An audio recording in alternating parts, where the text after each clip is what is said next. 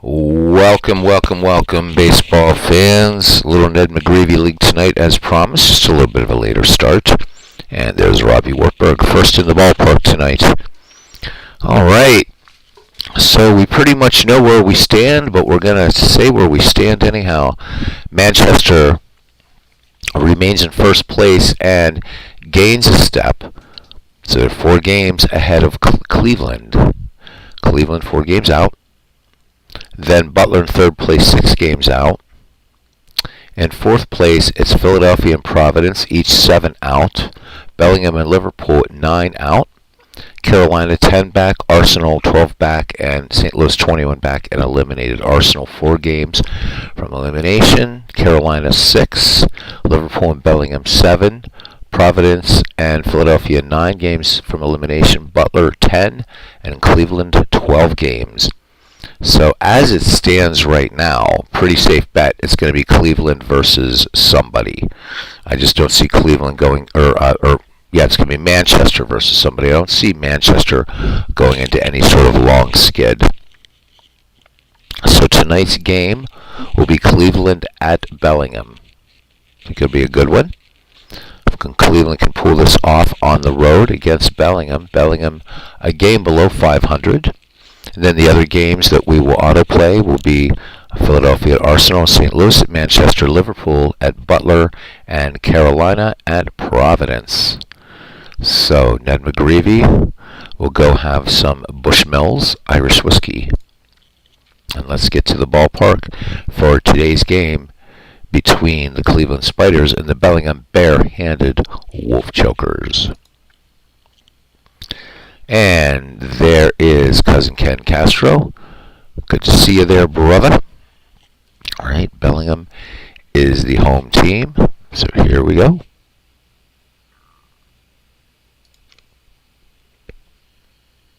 And there's Aaron Reed. That's right, we're just getting started. Aaron was on the phone for most of the evening with the female particle, as I call her. Let's fix our sound here.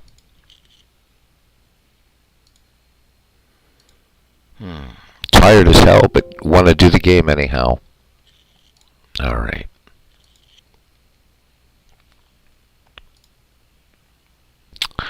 All right, and it's going to be Mays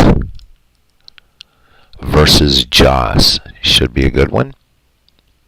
Let's go to 6 Stadium in the state of Washington.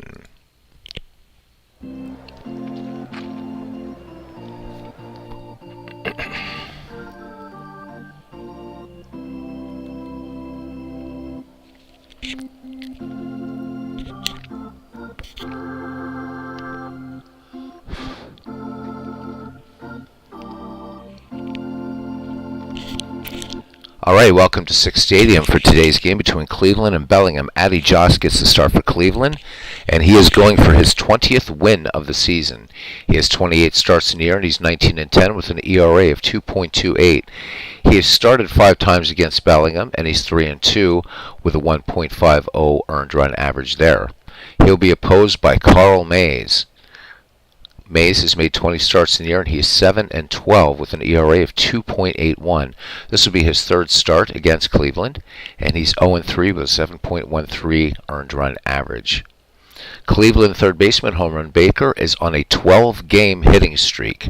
At game time, it is 67 degrees, wind speed 7 miles per hour from right to left, and a light rain falling here in Washington. And here we go. All right, this is the only ballpark in our league that's not related to old baseball in terms of major leagues at all. So 6 Stadium. Home to the 1969 Seattle Pilots, but somehow the Bellingham Bare-Handed Wolf Chokers taking this park back in time to our normalized year of 1900. Roll up a game, guys. Relax and enjoy. All right, here's right fielder Sam Thompson. Thompson having a very, very good year for Bellingham. He's hitting .269, so don't let that fool you. .269, 3 home runs, 37 runs batted in. Sam has made some great plays out there in right field. Carl Mays and Doc Bouchon, the battery for Bellingham. At third base, Tex Wisterzo. At short, Bill White. At second, Miller Huggins. At first, George Sisler. And left field, it's Ed Delahanty. Ed Roush getting the start tonight in center. Stengel in right. And we're ready to go. A little light rain falling here. Shouldn't be a problem. The 0-1 delivery coming from Carl Mays. Thompson swings. Chopped to Bill White at short. And this will be a 6-3 putout as the throw goes on to George Sisler to retire Sam Thompson. We're underway. And of course, for those of you that are fans of the other game, our Red Sox fan is, I guess, replaying or pre-playing that other game's championship thing. So if you guys are interested in that, it's like television. You can switch back and forth. All right, home run Baker, as we said at the top of the broadcast, with a 12-game hitting streak. Baker, 283, 2 home runs, 46 runs batted in. Bouchon sets the target. Carl Mays winds and fires the 0-1. Baker will bunt this one foul. Home run Baker back in the box. Baker swings away. Routine fly ball to right. Stengel has it for out number 2. Bellingham in the middle of the pack, trying to play a little spoiler baseball to knock Cleveland down at least a half game. And here is Napoleon Lajoie, 343, a home run, 90 runs batted in. Lajoie, one of 4 300 hitters in this league. And we are at game number 136. Mays winds and fires the 0-1 to Lajoie, and here we go, base hit, first base hit of the game. Stengel up with the ball. And here we go, Lajoie on first. 22 steals in the seasons for him. And here's Fred Tenney, first baseman, hitting 312, 31 runs batted in. Tenney not among the league leaders, however, as he's splitting his playing time. Tenney with just 279 at-bats, but hitting at a 312 clip, so respectable. Lajoie has a good lead off first. Bouchon, average arm behind the dish. Mays winds and fires. There goes Lajoie. Bouchon throws down, and White's tag nowhere near in time. Lajoie picks up steal number 23. And again, this is why I'm going to miss this Ned McGreevy League, all the stolen bases. All right, here's Fred Tenney now, or Fred Tenney back in the box. Mays checks Lajoie at second. He winds and fires. Tenney swings, chopper to third. Wisterzo making a great diving stop at the hot corner and making the long throw to Sisler in time to retire Fred Tenney and the side. No runs, 1 hit, no errors. We've played a half inning. It's the Spiders nothing. The Wolf Chokers coming to bat. The Wolf Chokers will lead it off here with George Sisler, one of the greats of the game. He's hitting 249, however, in our league with 37 runs batted in. Sisler was a late acquisition for the Wolf Chokers. Mays sets and delivers the 1-0. Curveball swung on, chopped to second. Napoleon taking it on the high hop and just does get Sisler. So nice play by Lajoie at second. And here is the mighty Mike Miller Huggins.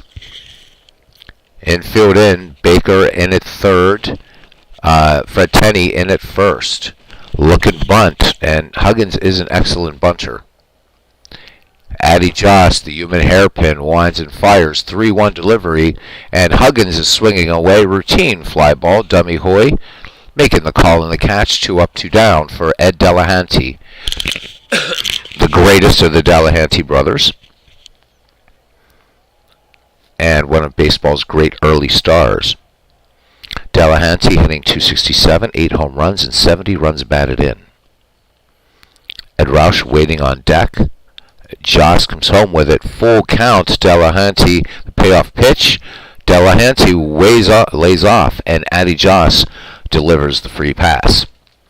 So runner aboard for Bellingham here. 2 out in the bottom of the first. Delahanty has 28 steals in the season.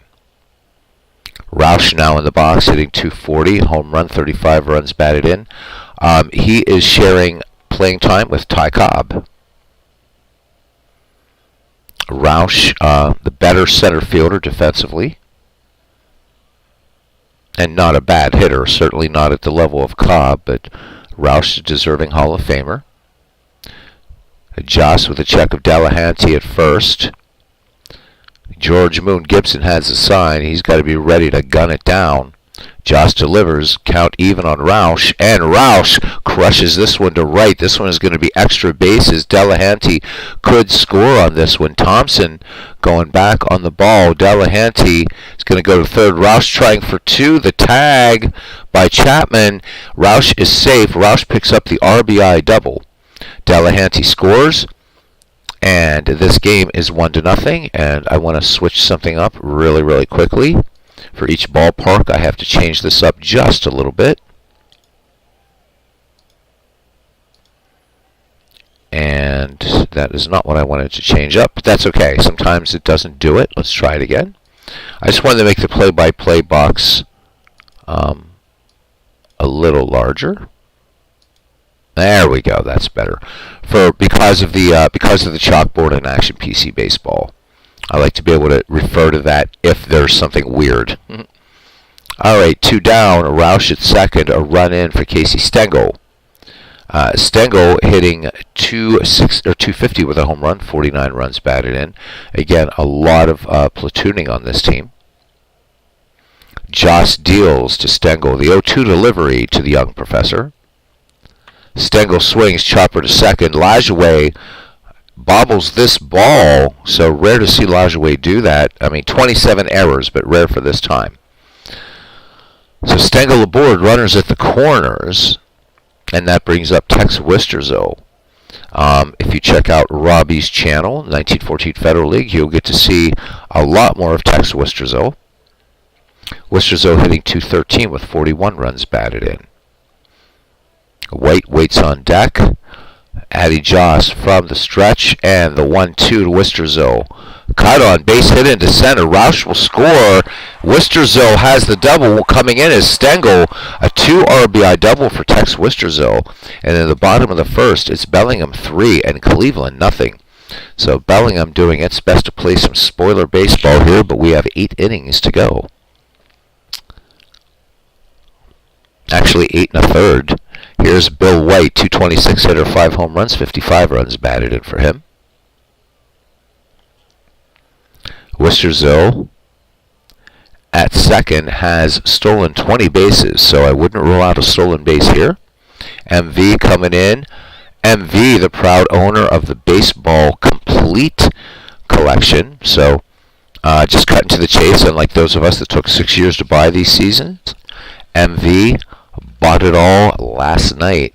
MV, I'm curious if you could let us know in the chat, when you buy that Baseball Complete, does it install every single season at one go? Just curious, because I will be buying it later on in the year. I was going to buy it tonight, but I think the girlfriend and I are hanging out Saturday night, so a little better to have some money to hang out with her, hotel room, all that kind of fun stuff. So it does installs 150 plus seasons. Wow. Because I've never installed every season, so that would be a real trip for me. All right, cool. How long did it take it to finally install, MV? I'm really curious. All right, Wisterzo at second, 3 in for Bellingham. And Joss deals to White, 1-2. And a comebacker to the mound. Joss has it on to Fred Tenney to retire the side. But 3 runs, 2 hits, 1 error. We've played 1. It's Bellingham 3, Cleveland nothing. All right. I'm glad we have a few baseball fans in here tonight, which is all good. All right. Demi Hoy will lead it off, followed by Jimmy Sheckard and Ray Chapman. And so we've been talking about this throughout our league. Will we have Carl Mays face Ray Chapman? And there might be people listening later, so we'll talk about that when these two face each other. MV says, sorry, misunderstood. When you install it, brings you a list of season zip files to pick from. Okay, so it's just the same as buying all the seasons. I thought it installed everything at once. Okay, gotcha. All right, so when I buy it, I'm not going to notice any difference because I already have them. But thank you, my friend. All right, ta-ra, and cheers, and slancha, and have a pint. Very early in the morning in Wales for our friend. And league leader, MV. Hoy steps in the box now. Carl Mays winds and fires. Here's the 0-1 delivery to Hoy. Hoy swings. Chopper down to first base. Sisler has it, and he will take it to the bag himself. One away for left fielder Jimmy Sheckard. Sheckard hitting at just .214. He has 29 runs batted in. Jimmy does have 19 steals in the season. Acquisition from the Chicago Cubs. MV says some surprises.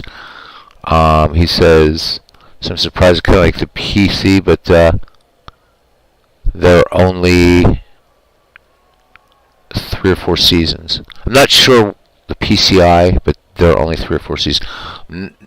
Oh, the Pacific Coast League. Yeah, so you and Robbie could have a little chin wag about that. I think the Pacific Coast League is great. I'm not interested in playing Pacific Coast League in a sim, but I certainly love reading about it. Pacific Coast League had great players. Really, of all the minor leagues out there, Pacific Coast League should be really is as close to the majors as you can get, and not being called the majors. Yep, it's the Pacific Coast League, MV. So great players getting their starts out there. Pacific Coast League is awesome. Again, my interest as far as playing baseball on this channel is strictly major leagues, and that includes Negro leagues. The Pacific Coast League is awesome, and you have a lot of fun with it. If you do play with it, read it. You'll be surprised the caliber of play in the Pacific Coast League, which was an independent minor league. Made it really special, and you had great stars coming out of the PCL. All right, so Sheckard, and then we have Ray Chapman. Mays delivers, and Sheckard, this one a strike 3 called, and here is Ray Chapman. So, 1920 was an eventful year in the national pastime. So the Chicago Black Sox were found, they were acquitted of the charges leveled against them. The evidence, all the confessions, everything had disappeared. Huey Fullerton, sports writer, was virtually crucified for even suggesting that the White Sox threw the game. However, he was more crucified by league owners, not so much by the press and everybody else who pretty much knew there was something wrong. In fact, and I am getting to the Chapman-Mays story, but why 1920 was a pivotal year in so many ways. That Huey Fullerton asked Christy Mathewson during the 1919 World Series to also keep score. They didn't sit anywhere near each other, but they compared scorecards after the game, and independently each one of them pretty much picked out every suspicious play in that World Series. Fast forward to 1920, great pennant race in 1920 with the Cleveland Indians and the Chicago White Sox, and then Judge Kennesaw Mountain Landis, and late in the season, 1920, pronounced that no man, even if found acquitted by a jury, shall be allowed to throw games, gamble games, whatever, and threw the 8 White Sox players out. Also in that same year, of course, we saw the emergence of Babe Ruth and the live ball era, and probably one of the saddest chapters in baseball history. So Ray Chapman, in a game against Carl Mays, who had that submarine delivery. At that time, no batting helmets. Mays fires it in. It hit Chapman in the temple so hard it echoed around the ballpark and actually went all the way out. And the second baseman fielded the ball. They thought that Chapman hit the ball. Chapman collapsed. Chapman would later die. And while it was blamed on the spitball, the baseball, serious baseball historians have agreed that the spitball, from everything they've read, was not a fast pitch, that they believe it was a fastball that actually killed Ray Chapman. But as a result, the spitball was outlawed, and only existing pitchers who threw it were allowed to continue throwing it to the end of their career, Burley Grimes being the last legal spitballer in the game. Cleveland would go on to win the American League pennant that year, but 1920 was an amazing season, and a lot more went on. But just wanted to take a brief moment, because this is the first time, and we're this late in the season, that we've seen a game where Carl Mays and Ray Chapman face each other. So here we go. Ray Chapman hitting just 191, a home run, 43 runs batted in. The Cubs of Bears, Mays versus Chapman. I say he lives after this at bat. We certainly hope so. Mays delivers. Here's the 1-1. Chapman swings, hard grounder to short. White up with it on to Sisler to retire Chapman. You know, a lot of the fans of that other game talk about how rough it is. Oh, by the way, no runs, no hits, no errors. But actually, strangely enough, though, well, not strangely enough when you consider this thing is a projectile, and I've got checkered. I'm going to move the left fielder while we're talking. Actually, there have been more fatalities in baseball than there has in that other game. I mean, when you've got this thing coming at you at crazy velocity, it's going to happen. Batting helmets were suggested many years before, but resisted. So, had they had helmets, who knows? But you figure when they were facing fireballers like all those years, like Walter Johnson, who threw so hard, and Smokey Joe Wood, and all of that, and it was just considered, no, you weren't going to wear a batting helmet. And now we look at batting helmets, and they look almost like hockey masks. How the game has changed. Not that I want to get rid of batting helmets. I'm not that much of a purist. God forbid they would ever get rid of that. And God forbid if they would ever introduce aluminum bats into baseball. They asked Willie Stargell about that one time. And Stargell said if you introduced aluminum bats into Major League Baseball, there would be dead fielders everywhere. Players have talked about they've gone to AAA to the majors, and they say that not only the pitching, but the hitting, it's just so much harder just at that level. And so I hope baseball never gets the bright idea, because you better make 600-foot ballparks, rebuild Huntington Avenue grounds and Forbes Field if you're going to bring in aluminum bats into baseball. Hope it never happens. All right, back to game action. Robbie, I've not done anything with 1920 in all these years. I have not. It's a season that I'm thinking about. Mr. Utah Mike, because RJO Network had suggested I do a 1919 Black Sox replay, which would be interesting because there's a lot more to the story, and Ken Castro certainly can offer a lot more too, and maybe we can clear up some. I don't even want to say the name of the author of that book because Ken will not be happy. But 1920 is more compelling because you still have those White Sox and everything else that happened in that season. So I haven't made up my mind yet if I'll even do it at all. You guys know how I feel about season replays, at least online. All right. Doc Bushong hitting 186, 2 home runs, 35 runs batted in. And here's a delivery by Josh, the 1-2. Bushong, fly ball to left. Jimmy Sheckard ranging back on the ball. Has it for out number 1. Yep, shite it is, cousin. Shite it is.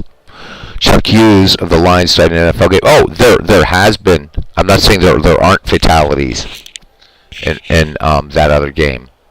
If you look at the minor leagues, and yeah, it's and just throughout baseball. I mean, Ray Chapman was not the only one, but yeah. I mean, geez, you have them in all the sports, and you almost had one in that other game this year. Thank God that young athlete is still alive, right, and flourishing. He's doing well. He's done so many great things for charity. But even that day, even though I don't follow that game, prayers for that young man, and he's fine. And his doctors say he can play that other game. Whether he chooses to do so or not, who knows? But it reminded me of that poem, and I'm trying to remember the poet, but it was a beautiful one. Let me see if I can find it really quickly. And I think Cousin Ken knows where I'm going with this, but why not? You guys hang, you hang. A.E. Housman wrote this poem.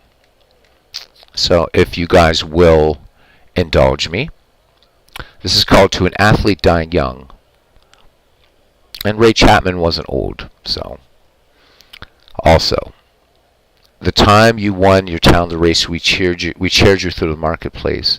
Men and boys stood cheering by, and home we brought you, shoulder high. Today, the road all runners come.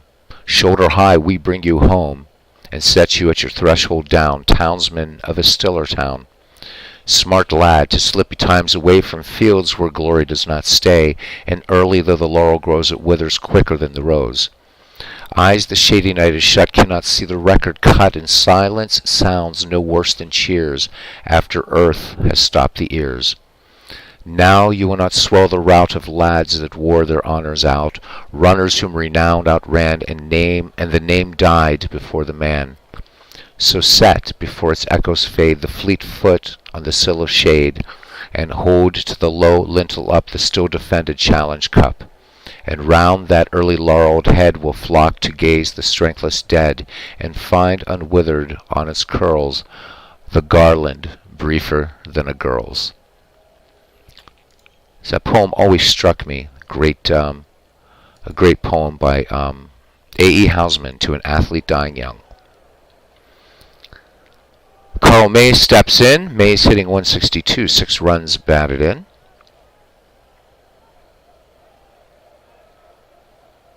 Thank you, cousin. The Cubs of Bears sing a 1920 replay would be excellent, amazing season. Well, I'm getting more and more convinced, that's for sure. Because the all-time World Baseball Classic is going to take a long time to set up, and so I do need another project. Joss delivers to Mays. Mays swings, and way too early. 2 down. Addy Joss picking up his first K. Back at the top of the order now for Bellingham and George Sisler, who grounded to second back in the first. You want to hear more about the particle chick? All right, so she's half Jamaican, half Cuban. Long black hair. If you know women's sizes, she's a size 2. She's very, very petite. Brilliant singer. She's a licensed professional nurse. Dresses to kill. So last time out, it was black leathers, high black boots. Yeah. So that's more about the particle chick. She's beautiful. She is beautiful, and has a temper. So a lot of fun. I don't know if I should be more afraid of the Jamaican side or the Cuban side. So, but grew up, because she's, part black, part white, half black, half white. Grew up having to deal with kind of that thing of straddling, right, which community, or whatever. And she's extremely well spoken, and of course, you get a lot of blowback from the. She grew up in New York City, and actually got a lot of blowback from the African American community in the neighborhood in which she lived, because they say she sounds white, and it's like, well, she would tell them, my dad's white, my mom's black. In the end, we're human beings. So, but anyhow, she's really lovely. Gonna try to get her on some night to say hello. You guys have never met her. She's never ever been in here. So. But she's a beautiful lady. Robbie, she's the kind of girl I would want you to find someday. She's amazing. Her name's Gina.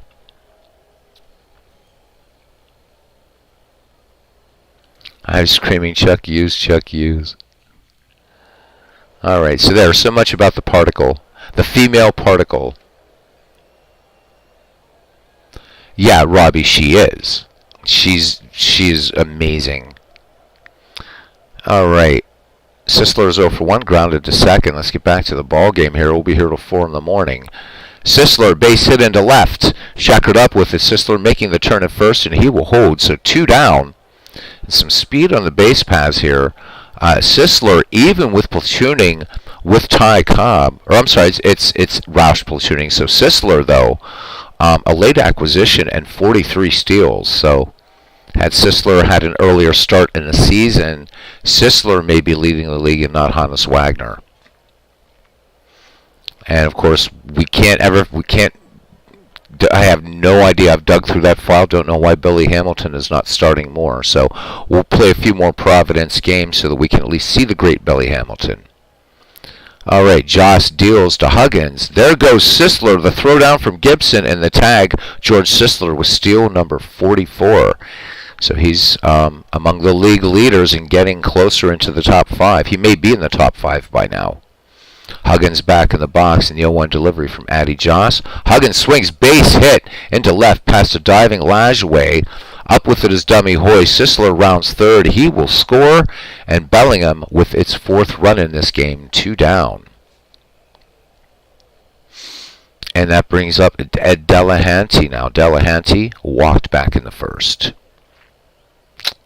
Well, we're making some interesting plans, and I'll let you guys know that there might be something happening next May, and I would be honored, should that thing happen next May, that a lot of you guys would actually come to this thing. And it's not baseball related, so just say it. Just talking about things right now. All right, Huggins aboard, and Huggins with 34 steals. There's some serious speed on this Bellingham team. The fastest team is Providence, but Bellingham no slouch when it comes to steals. All right, so Joss checks the runner. Huggins at first, 2 down. 1 in, the 2-2 to Huggins, and Huggins, come back to the mound. Joss coming off the bump and thrown on to Fred Tenney to retire the side. 1 run, 2 hits, no errors. We've played 2, and it's Bellingham 4 and Cleveland nothing. And here is George Gibson. George Gibson, an acquisition of the Cleveland Spiders from the Pittsburgh Pirates. He's hitting .239 in the season, a home run, and 41 runs batted in. Addy Joss waits on deck. Carl Mays has a strikeout thus far in the game. Mays wheels and deals the 0-1 delivery to Gibson. Gibson swings, come back to the mound. Mays coming off the bump on to Gorgeous George to retire Gibson for out number 1. And here's Addy Joss. Addy Joss is definitely not in there for his bat. Joss hitting just .086 with 5 runs batted in. Mays winds and fires. Joss swinging on the first pitch, and it stays in there for his bat, and it looks like he's doubled to right. Joss rounding third as Stengel chases after the ball, and Joss will make it to second. Is Joss going to go for 3? Joss is going for 3. The throw to Huggins, the cutoff man, the throw to Wisterzo, and Addy Joss, as if to make even more of an arse out of myself, has the 1-out triple. Back at the top of the order, and Sam Thompson. So Addy Joss, way to go. Sam Thompson grounded to short. Right fielder stands in against Carl Mays, 1 down. Potential first Cleveland run just 90 feet away. Mays rocks and fires the 1-1 delivery. And fastball swung on, chopped to first. Sisler up with it, and Addy Joss will score as Sisler takes that one unassisted for out number 2. And here's home run Baker. So Cleveland chipping into this Bellingham lead. It's now 4-1 here in the top of the 3rd. Home run Baker. 12-game hitting streak on the line. Mays delivers with 2 down, bases empty. The 0-2. Baker pops this one high in the infield. And Bill White settles under this ball. And into the glove it goes. Side retired, but 1 run, 1 hit. No errors, nobody left. We go to the bottom of the 3rd. Bellingham 4, Cleveland 1. Due up, Ed Roush, Casey Stengel, and Tex Wisterzo. Roush, RBI double, scoring Delahanty in the first. Addy Joss has a strikeout, a walk, and a triple. Joss works now. Payoff pitch to Ed Roush. Roush swings on this one. Chopper to short. Chapman ranging onto his left. The pick and the throw in one motion onto Fred Tenney to retire Roush. And here's Casey Stengel now. Stengel, nothing for one. And he was safe on an error back in the first. Joss works now to Stengel. Here's the 1-2 delivery. Curveball. Comebacker to the mound. Addy Joss with a 1-3 put out. The throw on to Fred Tenney. 2 up, 2 down for Tex Wisterzo. Wisterzo has an RBI also, scoring Ed Roush. All this happening in the first. So Joss looking to put up a scoreless inning against Bellingham right now. Bellingham scoring 3 in the first, 1 in the second. Joss comes home with it. Wisterzo, the 0-2. Fly ball to right. Thompson going back and has the catch. And for the first time, Bellingham is scoreless. We go to the top of the fourth. It's Bellingham 4, Cleveland 1. And the number 3, 4, 5 hitters coming up here for the new edition of the Spiders, you might say. Nap Lajoie, Fred Tenney, and Dummy Hoy. Nap Lajoie, league leader in just about everything, single to right center back in the first. Mays with a strikeout in this game. Rears and fires the 1-2. And that one, a called strike 3 on the outside corner. Carl Mays has fanned 2 in this game. Except for the 2 bookends, this league has been refreshingly even. It really has. I'm really I mean, there are some things I wish that could be changed about it. I don't think we want to do a third run through, but it's been fun. It's been fun. I don't know that Manchester's going to run away with it, but certainly a 4-game lead in this league is pretty comfortable. But that middle of the pack is bunched up. All right. Fred Tenney grounded to third back in the first. Mays winds and fires the 0-2 delivery. Fastball. Tenney, little grounder up the line at first. Sisler will take it. Underhanded toss to Carl Mays covering. And that is out number 2. Dummy Hoy grounded to first. Center fielder in there against Mays. Mays toes the rubber. Lets it go. The 0-1 pitch. Curveball. Swung on. Little grounder up the first base line. Huggins coming over to his left. And a little slow with the underhanded toss to Sisler. And Dummy Hoy is safe. So Hoy with 40 steals. And here's Jimmy Sheckert. Cleveland left fielder struck out back in the second. Hoy, good lead off at first. Mays with a check of the runner. The righty deals that submarine delivery. And there goes Hoy. The throw down by Bouchon. Gets out into center field. Roush with a quick throw to Wisterzo. Not in time. And Dummy Hoy picking up the steal. Call that one an E8. 41 now for Hoy. And Roush picking up the error. Sheckert back in. Here is the 1-0 pitch. Sheckert swings. Chopper to first. Sisler has it securely to retire Sheckert and the side. No runs, 1 hit, 1 error, 1 left. We go to the bottom of the fourth. The score remains Bellingham 4, Cleveland 1. Bill White, Doc Bouchon, and Carl Mays due up for the bare-handed Wolf Chokers. Bill White, nothing for 1, grounded back to Joss. Last time up.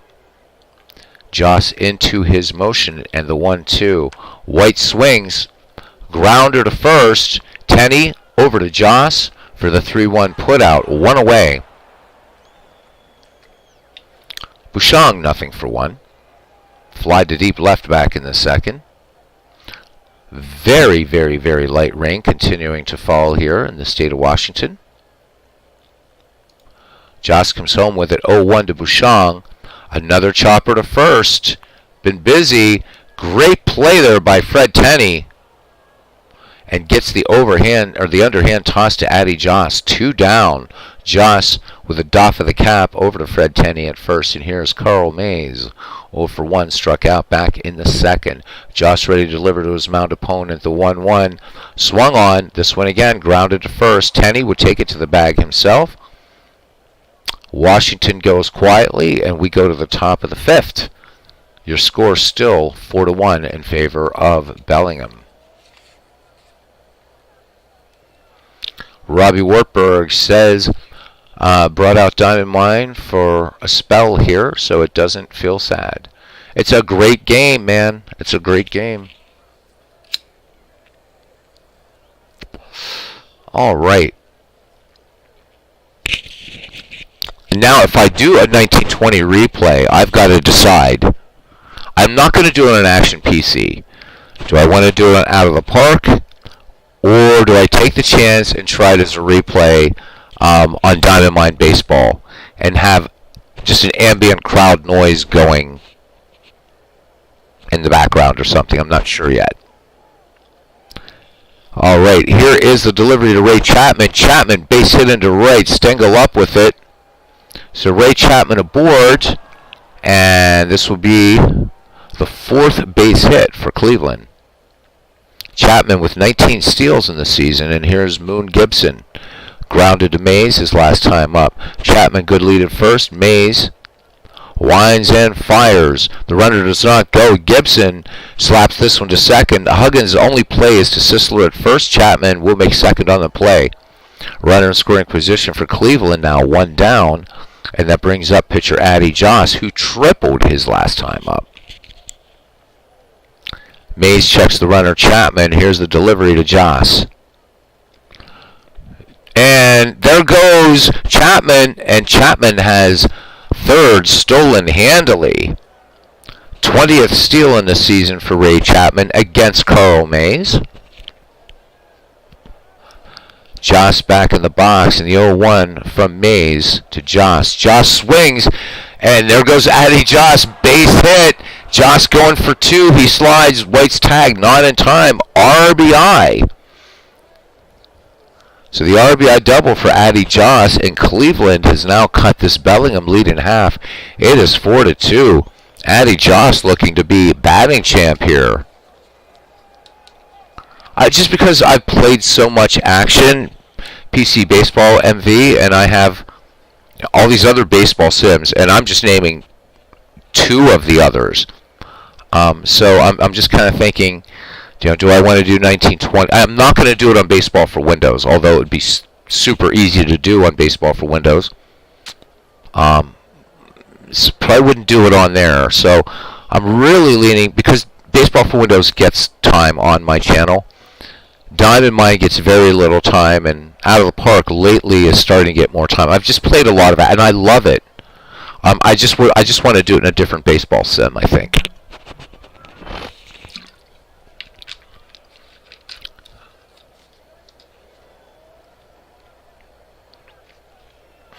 All right. So Sam Thompson with Addy Joss at second and only 1 down. So Joss with a triple and a double. I don't know, but nothing wrong with Action PC MV. I love it. I love this game, but I love the other ones too. Mays delivers now.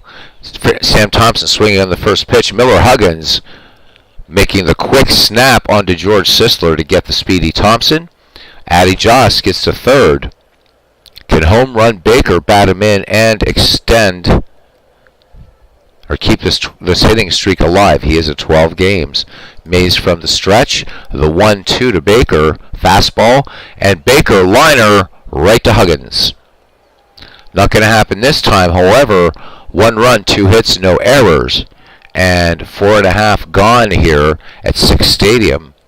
And it's Bellingham 4 and Cleveland 2. We're back at the top of the order now for the barehanded Wolf Chokers, and we'll see George Sisler, Miller Huggins, and Ed Delahanty. Sisler 1 for 2. He's grounded to second and grounded a single. 1920 also a nice season because, right, you've got a lot of dead ball players in there. A lot. And then you have, some people debuting in 1920, and it's the beginning of the live ball era. So, in a way, you get to see some dead ballers, like Roush would be one of them, Sisler, dead ball players who are also playing, Zach Wheat, playing in the lively ball era. So 1920 is a nice season to do. There's so many reasons to do 1920, and a great pennant race in the American League. Except in my replay, Chapman doesn't get killed, and Landis doesn't drop the hammer. We'll see what happens with that Cleveland-Chicago race. So Cleveland had a tough team. All right, here is the delivery to Gorgeous George, the 0-2 from Addy Joss, and that's strikeout number 2 for Addy Joss as George Sisler looks at a call. Third strike 3. Miller Huggins 1 for 2 now. RBI back in the second, scoring George Sisler. Addy Joss, 2 strikeouts and a walk. Huggins popped on the infield. Chapman going out. Sheckard coming in. And Chapman makes the call and the catch. 2 up, 2 down for Ed Delahanty. Left fielder, nothing for 1 in the game. He is walked and grounded back to Addy Joss, who's having a hell of a game today. Except for being on the other side of the 4-2 stick right now. Ed Roush waits on deck. Joss delivers to Delahanty. Delahanty gets the bunt down. It's a good one. But Tenney up with it quickly on Delajouet covering. And that will retire the side. We've played 5 here. It's 4-2 in favor of Bellingham. Napoleon, Lajoie, Fred Tenney, and Dummy Hoy. Lajoie in the game has singled and struck out.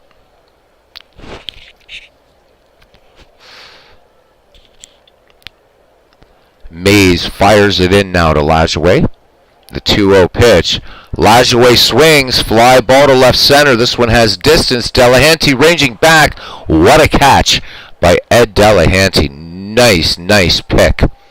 1 down to retire Lajoie, perhaps the most dangerous hitter on this Cleveland team that's performed so well. Second place.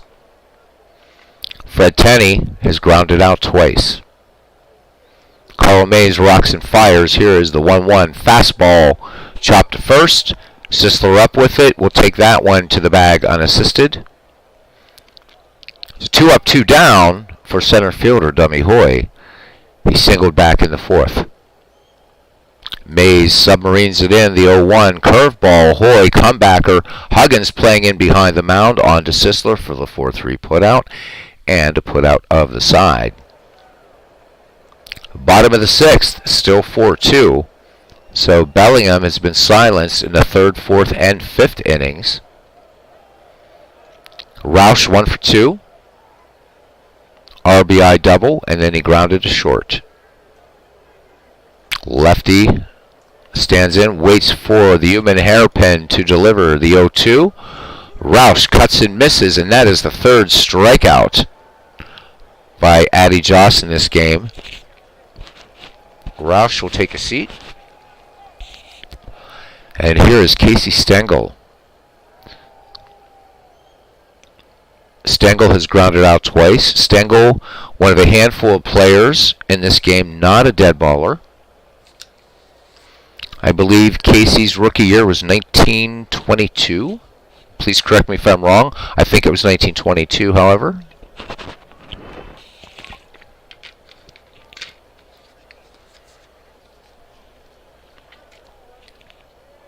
Could be wrong, but something says early 20s about Casey Stengel. But anyhow, we do have a handful of players in here, not from the 19th century, dead ball, sprinkling of 1920s players in this league. Joss works to Stengel, the 0-1. Stengel base hit into right field. Thompson up with it as Stengel makes the turn. So Casey has 14 steals in the season, as people are hopefully looking up Baseball Reference I just somehow think that it was Casey Stengel was a rookie in 1921, 1922. I keep thinking 1922. Robbie says the Diamond Mine deserves love and the spotlight. It's an awesome game. All right. The only other thing, though, Diamond Mine feels a lot like Action PC without the sounds and the chalkboard animation, but it feels very similar to me. So I don't know yet. Josh works to text Wisterzo, who's 1 for 2. There goes Stengel. The hit and run was on. Tenney up with it, and Wisterzo will be retired, and Stengel will go into scoring position in second. Little drizzle just falling here. 71 degrees. Beautiful day for baseball, really, in Washington anyhow. Bill White 0 for 2. He is grounded out twice. Addy Joss winds and fires the 1-2 delivery. Bill White swinging on his curveball. This one, oh, what a great play by Napoleon Lajoie. Diving stop and an on to Fred Tenney to retire White for out number 3. So Lajoie continues his great. No. Digital Diamond, not until the new edition comes out.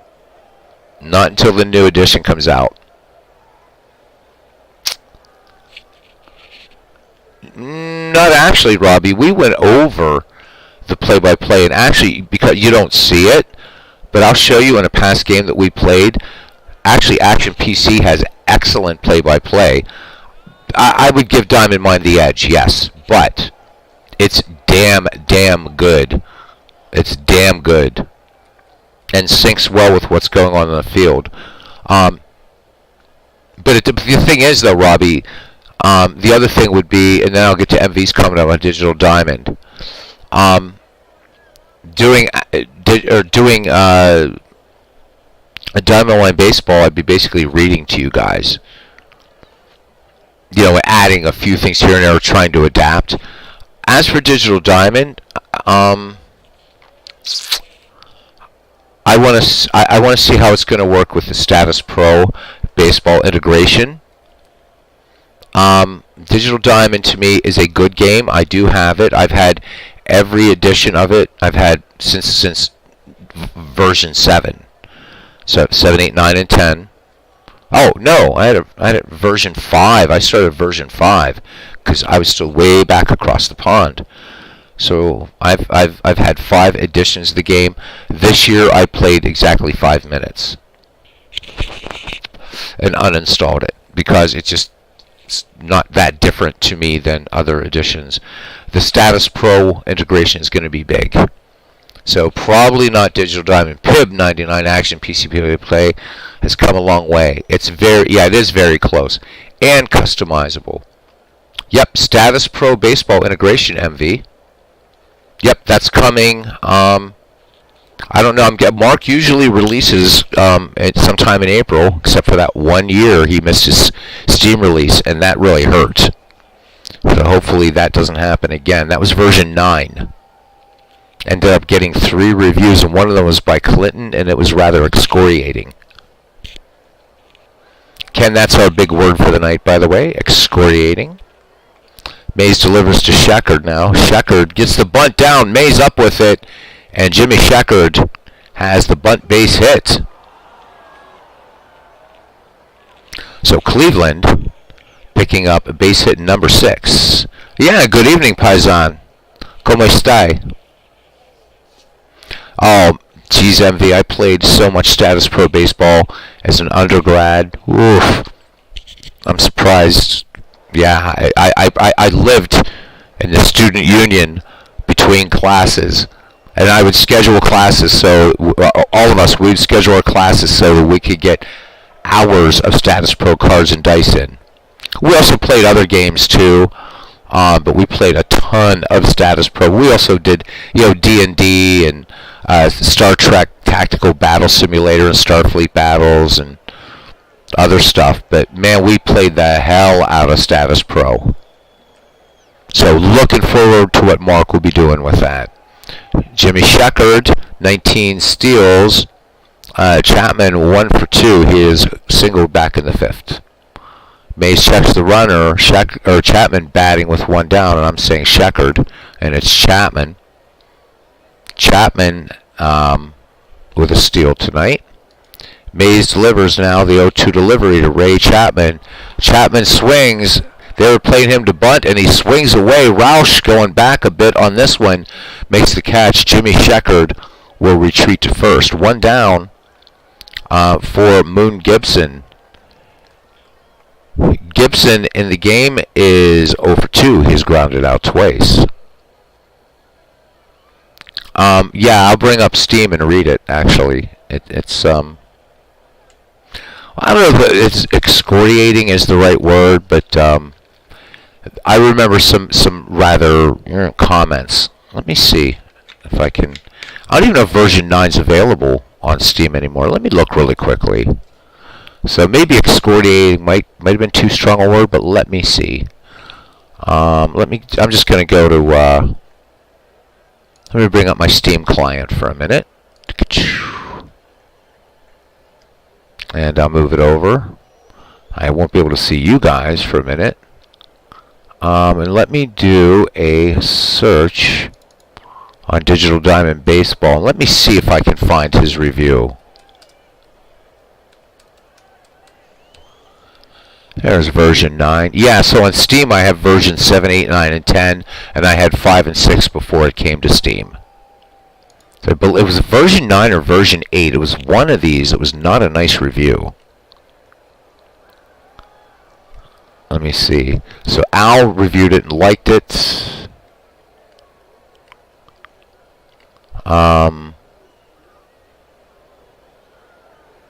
Okay, this... Oh no, that's X-Ray. There's 19 other reviews here. If I can't find it, I'll keep looking. It was,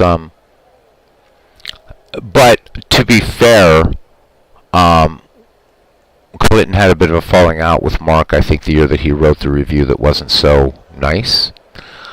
It's a good game. A lot of people have... There's one person here that has 3,259 hours just on version 9. So that's pretty crazy.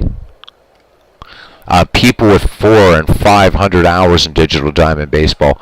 To be honest with you, I played the hell out of it at one point. I'm going to have to look around and find Clinton's review. It was strong. Yeah, I don't know which version it was, Ken. Or it might have been something I read that he wrote in Delphi forums. Maybe it wasn't Steam after all, but I remember it was. But it wasn't an untrue review. But it is a good game, MV. It's a good game, and every season is available for it for nothing. And actually, I made 2 seasons for it and put up on their on Digital Diamonds back at version 8, I think it was. I made a couple sort of all-time teams or something. I forget.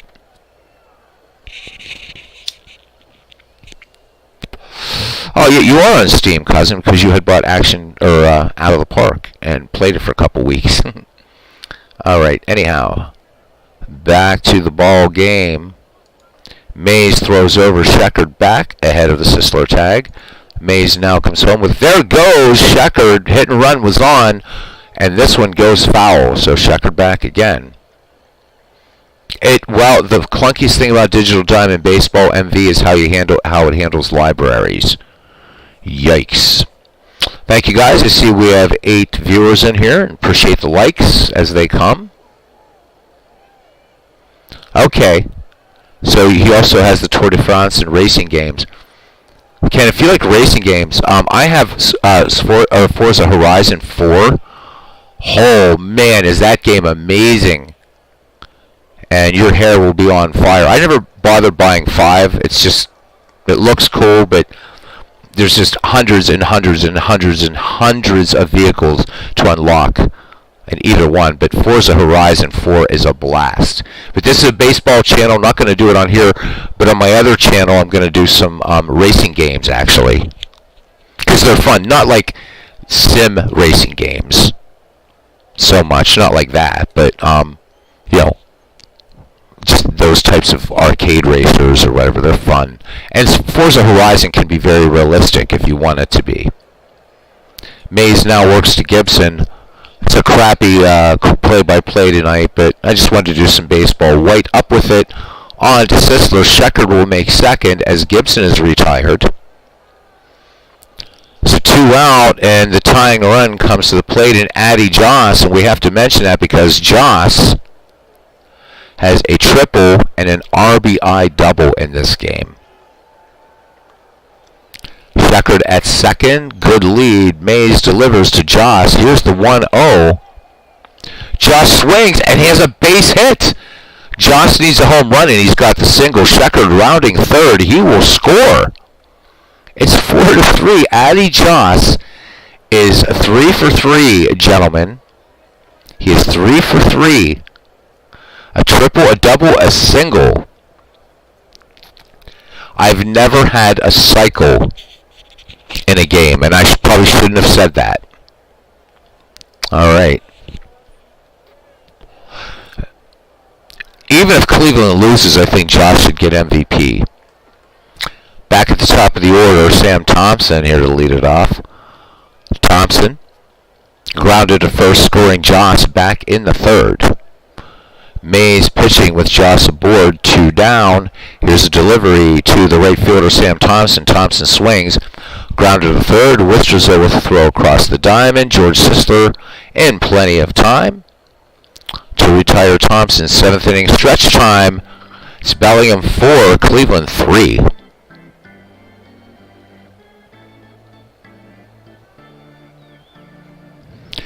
Ken says that he had Digital Diamond way back when.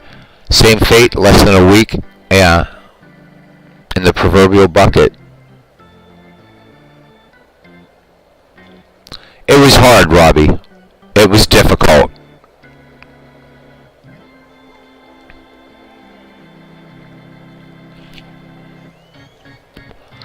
It is, to use a word that I know brings some delight to the Cubs to Bears. I've used it a couple of times. It's rather Byzantine the way you have to do it. It's not impossible. If you want to bring in just a whole season, it's easy. But if you want to start doing but even when you bring in seasons, you have to, you're assigning logos like you do in this, but it's the way you have to do it. It's managing libraries. Mark believes is intuitive. Maybe it isn't version 10, but previous versions, it was like, are you kidding me? I can do this in Action PC or Out of the Park Baseball in minutes. But I still did it. I liked the game. I do like the game. It's not a favorite. I can show you my Steam list. It's not installed. It will show as like 5 minutes of playtime. Just didn't feel it. Has a lot going for it, but it's not there yet. Honest review. I think it's better than Dombrov Baseball. I will say that. Only because Richard hasn't really done any work on the game. I don't know what's going on there. Alright, so Bouchon deleted off here in the bottom of the 7th. Bouchon has flied out and grounded out. Addy Joss, what a game for him, except for being down a run. But holding Bellingham scoreless from the 3rd inning on and allowing Cleveland to get back into this game, who knows? Joss, just a home run away from the cycle. Delivers to Bouchon, the 1-2 delivery. Bouchon, fly ball to center field, going back on it, dummy. Boy, that one almost needed a stewardess, but stayed in the park. Carl Mays, nothing for 2. He is struck out and grounded to first. Here's the delivery by Josh, the 1-1. Mays swings, base hit up the middle. This one just getting past Nap Lajoie. Hoy fires it in. Mays aboard with 1 down. Back at the top of the order, George Sisler. I don't know if it'll make it better. I think it'll make it fun, and I'm hoping that might bring some people maybe it'll be a nice bridge because you can, as you can with Dombrov baseball, which isn't bad. You can roll your own dice in both of those games and input, just like you can in Strat PC baseball. So maybe it'll be a nice bridge. Who knows? It's certainly a lot cheaper than just about it.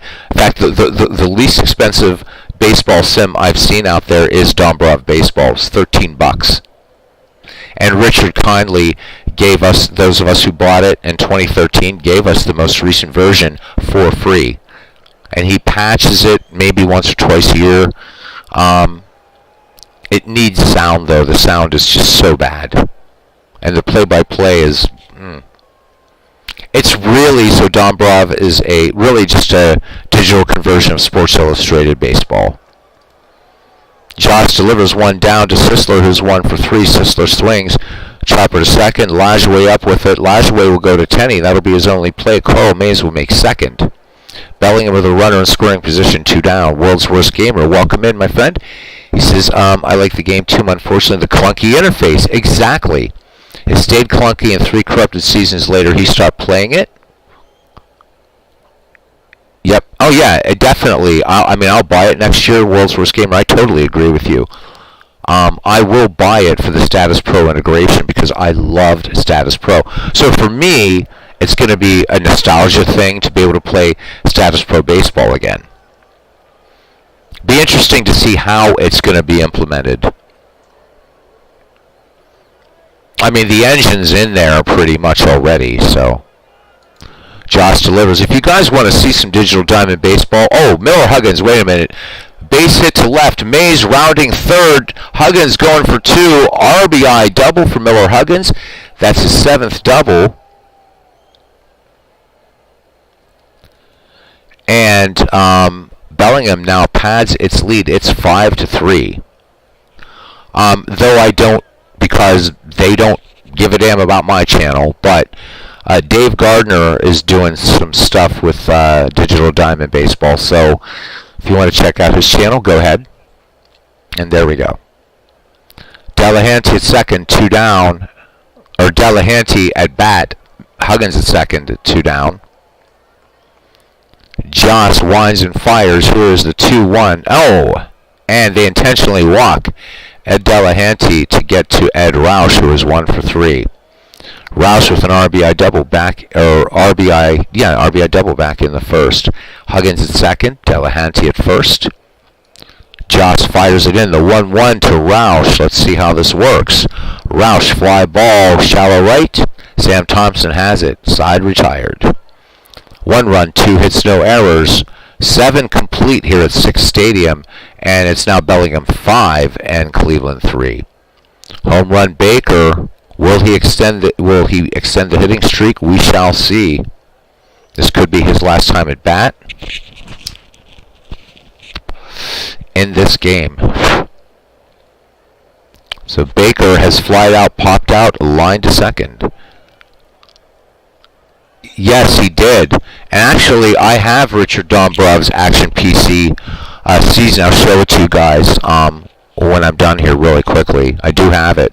And you can find, and it's kind of hard to find, but I found it some years ago and kept it. In fact, it was Richard that told me, hey, I know you're an Action PC fan. I made a season way, way back in the day. He's a nice guy. Richard's a really nice guy. Really, really nice guy. Just wish he would develop his game more. He's got like about 100 seasons available to download, and you can create any other season you want. It uses the same Lyman database that a lot of baseball games were using. Mays now works to home run Baker. Baker swings, and this one a bunt, and Baker does it. As Worcesterville comes in on this ball, and home run Baker has extended his hitting streak, so it continues. Baker with 23 steals. Hey, good evening there, Legend Sports Universe. Good to see you. As he said, good evening. Or World's Worst Gamer says, Gavinen. I like it. Well done. All right, Baker at first. Nobody out for Napoleon Lajoie, who is an uncharacteristically only a 1 for 3. Made a great play, though, at second. Mays throws over. Baker back ahead of Sisler's tag. Mays now comes home. Whoops. Mays comes home with it. 2-2 pitch to Lajoie, and Lajoie, big swing and a miss.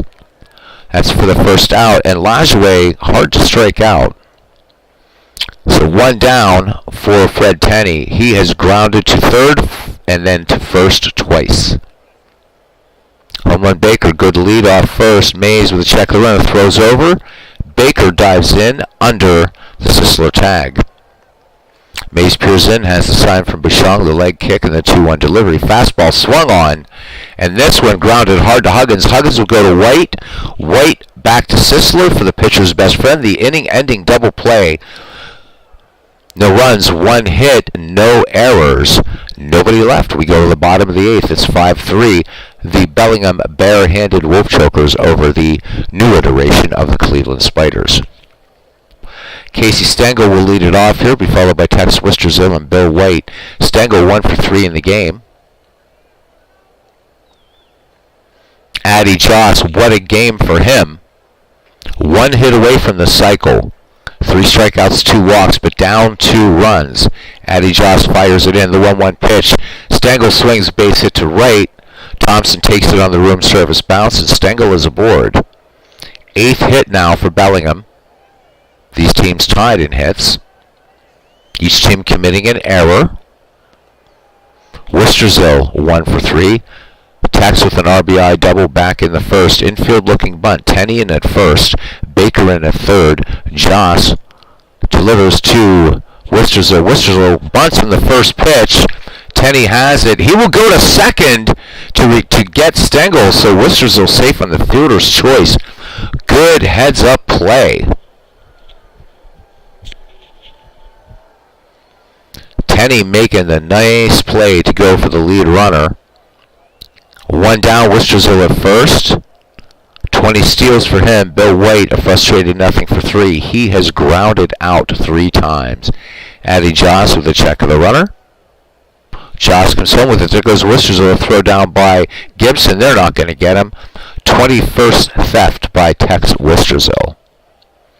Bill White back in the box in the 0-1 pitch. They're going to intentionally walk White to get to Doc Bouchon, who is 0 for 3. Joss, a 1-1 fastball.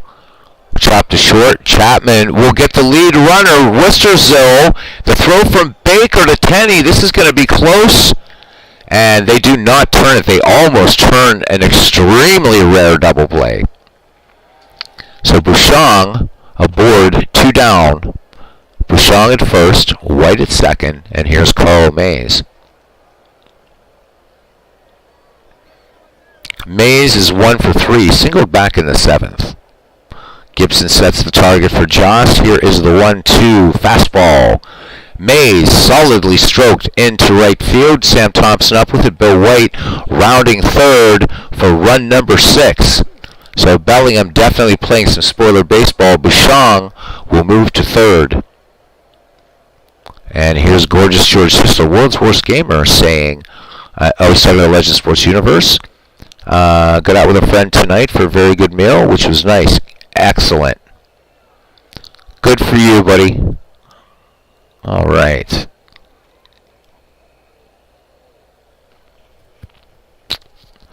All right. And now back to action here. Back at the top of the order for Bellingham, George Sisler. So this game kind of falling apart for Joss here. Bellingham plating 1 in the 7th and the 8th to add to the 3 in the 1st and the 1 in the 2nd. Joss pitching from the stretch and stressing. Base hit by Sisler, RBI, scoring Bouchon, and Joss in a bit of trouble here. 2 in now for Bellingham. This is a good ball game for a little while. Cleveland clawing its way back, now back down 4 runs again. Huggins 2 for 4. Mays at second, Sisler at first. Huggins, an RBI back in the 2nd. and a double, or an RBI double in the 7th. So the Mighty Might having a pretty good day at the dish for Bellingham. Joss fires it in. Huggins swinging on the first pitch, lined right to Ray Chapman, who makes a leaping grab of that bullet. The damage, however, has been done. 2 runs, 3 hits, no errors. We go to the 9th, and it's the Bellingham Barehanded Wolf Chokers 7 and the Cleveland Spiders 3. Cleveland will send up the number 5, 6, 7 hitters to try to get something done here. Dummy Hoy, Jimmy Sheckard, and Ray Chapman. Dummy Hoy in the game. Infield single and grounded to second and grounded to first. Carl Mays looking for a complete game win here with a 4-run lead. Fires it in, the 1-0 delivery. Fastball swung on, base hit. And here comes Cleveland. Stengel up with the ball. Cleveland picking up its 9th hit now. Dummy Hoy has 41 steals in the season. And here's Jimmy Sheckard. Bunt single back in the 7th. Mays fires it in, the 1-1 pitch. Sheckard swings, base hit into right. And Dummy Hoy rounding second. Stengel up with the ball. Hoy's going to make third easily. Runners at the corners, and here comes Cleveland. Ray Chapman is 1 for 3. Jimmy Sheckard, 19 steals in the season. Chapman singled back in the 5th. Carl Mays from the stretch and the 1-1. Chapman swings. Little bounder up the first base line. Sissel will take this unassisted, but in to score will be Dummy Hoy. Cleveland chipping back into this now. It's 7-4. 1 out, a runner in scoring position for George Moon Gibson. Gibson has grounded out in all 3 at-bats. Carl Mays winds the 1-0. And Gibson grounder to third. Wisterzo tags him, throws to first, and it's a double play. So we had a little rundown, it looked like there. Anyhow, Bellingham wins it 7-4. So that's going to hurt Cleveland in the standings unless Manchester loses, and we will see in a few minutes. Bellingham defeats Cleveland 7-4. Bellingham, sorry for the big glunk of water there, guys. Bellingham back to 68 and 68, 500 ball. Cleveland falls to 72 and 64. Addy Joss not getting the chance to hit for the cycle, but what a day for him. We'll get there. Bellingham, 7 runs, 10 hits, 1 error. Cleveland, 4 runs, 10 hits, 1 error. Carl Mays gets the win and improves to 8 and 12. Addy Joss takes a tough loss. He goes to 19 and 11. We'll look at Joss's numbers. 8 innings, 7 runs, 5 earned, walked 3, and struck out 3. Finishes with an ERA of 2.38. Carl Mays, 9 innings pitched, 4 earned runs, and struck out 3. ERA of 2.86. Addy Joss went 3 for 3 today with 2 runs batted in. Had a double, a triple, and a single. We were hoping for the cycle, but it didn't happen. Dummy Hoy for Cleveland went 2 for 4 with a stolen base. Let's look at our miscellaneous. I still think, even with Cleveland's loss, you got to give the MVP to Addy Joss, but let's see what the game says. They give it to Carl Mays for the win. Co-MVP is Addy Joss. So basically, there we go. Now let's go ahead and auto these games. I usually do a recap, but I want to autoplay and then show you guys quickly Richard Dombrov's all-time franchise great teams. It's not too bad. He did this a long, long time ago. Yeah, World's Worst Gamers says the Wolf Chokers become Spiders Chokers now too. Absolutely, right? All right, nice, nice, nice. All right, let's get to our auto plays, gentlemen, and then we will do our standings. But right now, Cleveland is 4.5 out. Came in 4 games back of Manchester. We'll save the Manchester game for last. Hope you guys enjoyed tonight's game. Providence and Carolina. Providence 3 games above 500, 69 and 66. Carolina at 66 and 69. And here we go. Oops, that's not what I wanted to do. We'll do it like this. Computer, play. Oh, I have to select yes, continue. And game over. And Carolina edges Providence 6-5. I accidentally hit play, like in Egypt.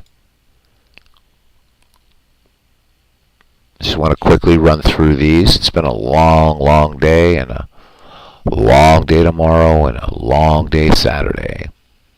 Sunday we'll be starting a bit earlier. I can't give you guys an exact time, but I would say maybe 4 in the afternoon, but don't quote me on that yet. All right, let's look at this Liverpool and Butler.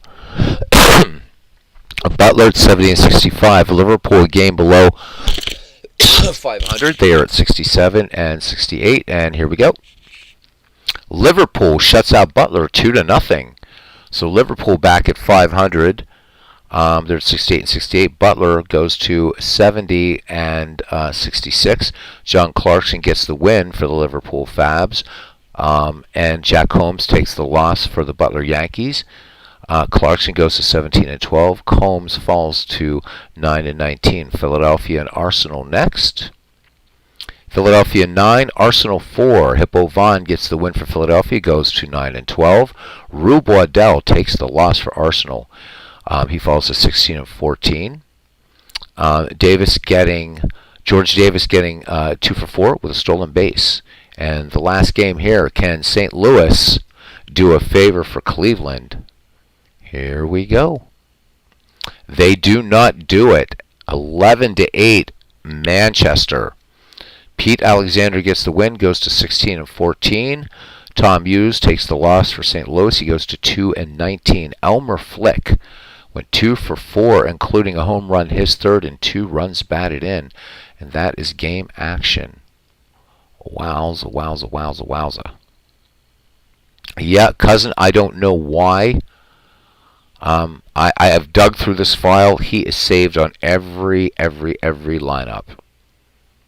I'm going to look at the league rules and see about availability or usage, but everything's looking on the up and up. I don't know if maybe we have to change some manager tendencies to go for more speed. Ken, that could have been it. I'm really not sure. It's so strange.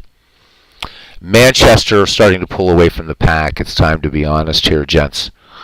5-game lead now over Cleveland. So Philadelphia and Butler 7 back. Providence now 8 back.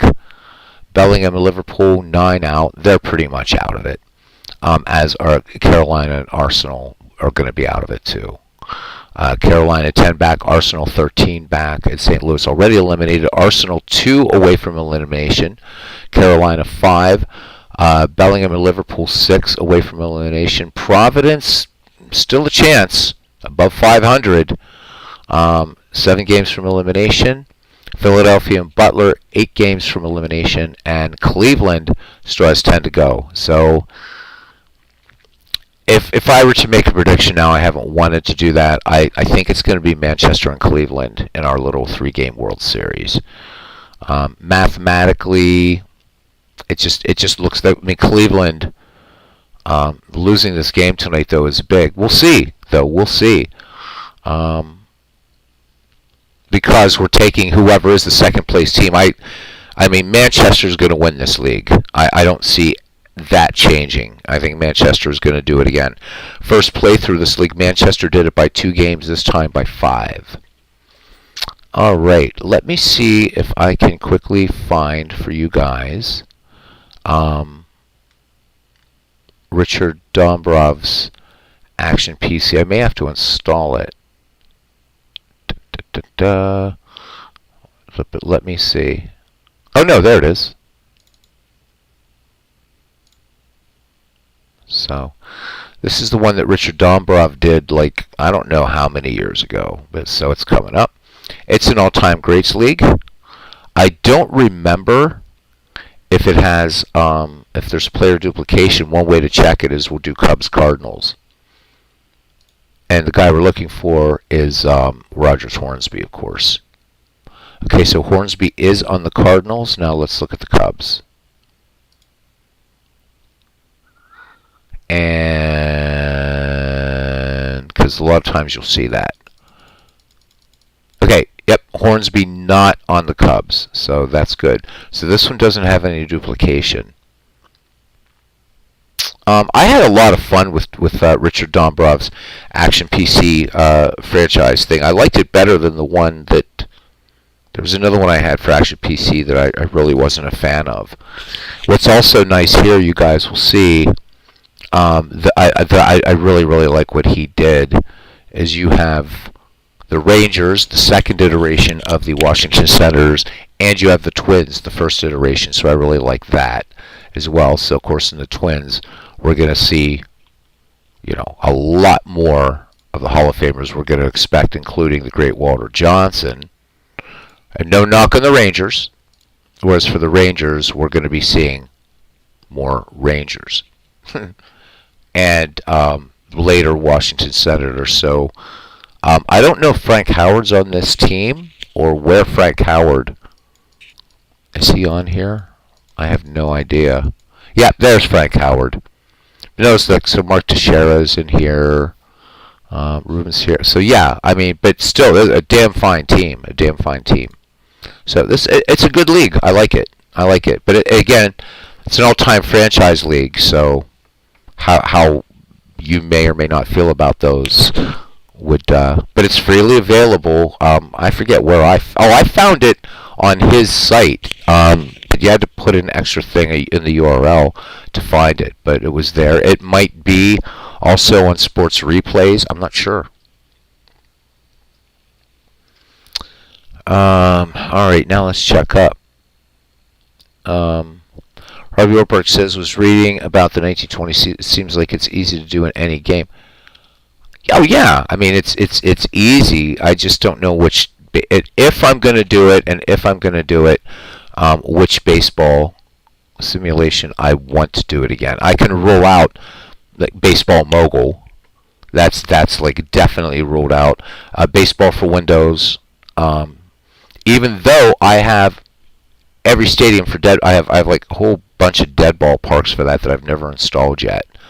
I just don't want to do that on Baseball for Windows. It really is going to be either Out of the Park Baseball or Diamond Mine. But yeah, I get you, Robbie. It would be easy to do. In fact, you can do it in a snap in Baseball for Windows. Which, Robbie, if you wanted to, instead of me doing it, if you wanted to do it on Baseball for Windows, how about splitting some time and maybe starting... here I am now suggesting another project to Robbie Wartberg. But Robbie, you could do some 1920. Because you might get some more people that are more familiar with 1920 with the Federal League. So, I don't know. Maybe you could just do it. Which Washington roster can? Because there's two of them. Do you mean the Twins or the Rangers? Because what Richard did was he said he had to put some players on some of the newer franchises that weren't actually part of it, or they would get, slammed. Texas, okay. Because you are going to see a few players on here in the Rangers, and I remember him saying that I had to put some players for teams like the Rangers and Mariners, or they wouldn't be able to compete with the older franchises, and I get that.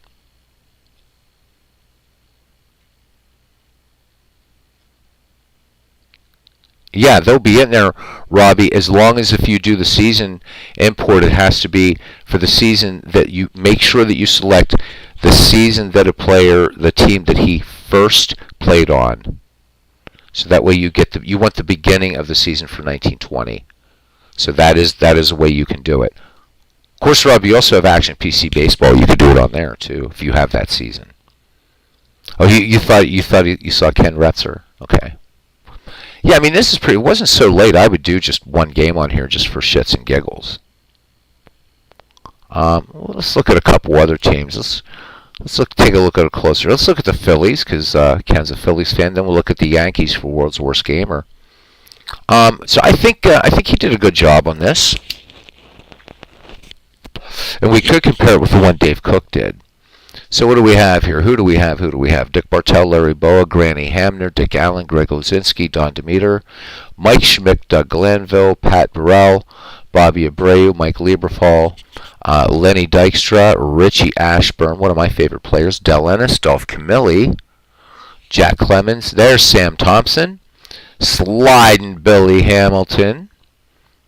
No, this is the new Billy Hamilton. I'm sorry. My mistake, I think. Yeah, it's the new Billy Hamilton, I believe. Yep. Ed Delahanty, Fresco Thompson, Sherry McGee. Why aren't you in the Hall of Fame? Cy Williams, Spud Davis, Chuck Klein, Lefty O'Doul, Gavy Kravitz, Kid Gleason. Pitchers, Kid Gleason, Pete Alexander, Steve Carlton, Robin Roberts. Really tough. There's those guys. Some just look at Alexander and Carlton. Look at those ERAs. John Denny, Kurt Schilling, Larry Christensen, Eppa Rixey, Chris Short, Tully Sparks, Randy Wolf, Kurt Simmons, Charles Hudson, Ron Reed, Steve Bedrosian, Tug McGraw, Jim Constantine. So pretty good. Oh, then that's the old one. Okay, no, you know what? And let me fix that. Let me fix that right now, Ken. I wasn't sure. I just saw the Billy Hamilton picture there. I wasn't looking at the stats. Let's do this. Whoops, wrong. So this is really weird the way you have to do it. You have to actually go to players. Which is it? Oh, it's roster tools. Player photos, nicknames. And let's bring up Billy Hamilton. Where are you, Billy? There you are.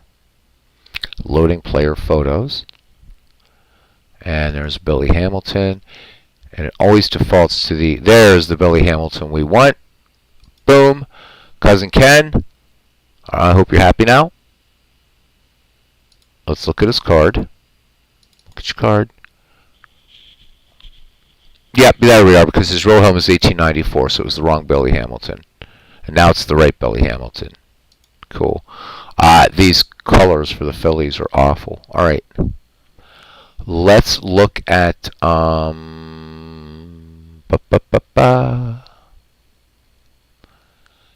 got you fixed up, Cousin Ken. Let's look at the Yankees. There should be no real surprises on this Yankees team. And no, I haven't assigned all the logos. It's been so long since I've played this. Mark Koenig, Phil Rizzuto, Derek Jeter, Bobby Mercer. There's somebody we don't talk about a lot. Roger Maris, Bobby Richardson, Elston Howard, Babe Ruth, Thurman Munson, Don Mattingly, Bernie Williams, Tino Martinez, Paul O'Neill, Craig Nettles, Mickey Mantle, Yogi Berra, Tommy Henrik. Excellent player. Tony Lazzeri, Lou Gehrig, Bob Musial, Earl Combs, Bill Dickey, Joe DiMaggio, Snuffy Sternweiss. Gotta love Snuffy. Charlie Keller, Red Rolfe, Gil McDougald, and Alfonso Soriano. Pitchers, Chesbro, Stoudemire, Ford, Guidry, Pennock, Gomez, Ford, Hoyt, Boughton, Chandler, Reynolds, Ruffing, Ruth as a pitcher, but you wouldn't want to pitch him here. But I want to see if he's with the Red Sox as a pitcher. And if he is, he's got to go from the Red Sox. Gossage, Lyle, and of course Mariano Rivera. Let's check the Red Sox really quickly because I want to see if he's in there as a pitcher. And if he is, he's going to get released. Nope, he's not in there as a pitcher. No Red Sox fans in here, so we're not going to worry about the Red Sox. All right. Oh, Cubs. We had the Cubs to Bears. Let's see who is on the Cubs from Richard Dombrov's file. Joe Tinker, Bill Dolan, Charlie Holliker, Ernie Banks, Glenn Beckert, Billy Williams, Dave Kingman, Jim Hickman, Ryan Sandberg, Rick Wilkins, Aramis Ramirez, Sammy Sosa, Mark Grace, Ron Santo, John Clarkson, Hank Sauer, Andy Pafko, Frank Chance, Bill Langcap, Anson, Heine Zimmerman, Gabby Hartnett, Johnny Evers, Kai Kyler, Phil Cavaretta, Stan Hack, Billy Herman, Ray Grimes, and Hack Wilson. These are, by the way, these are big, right? So these are like 49 and 50 player rosters. So there's a lot of players to play around with in here. All right, guess that's it, guys. Oh, hey, I got a like tonight. Thank you.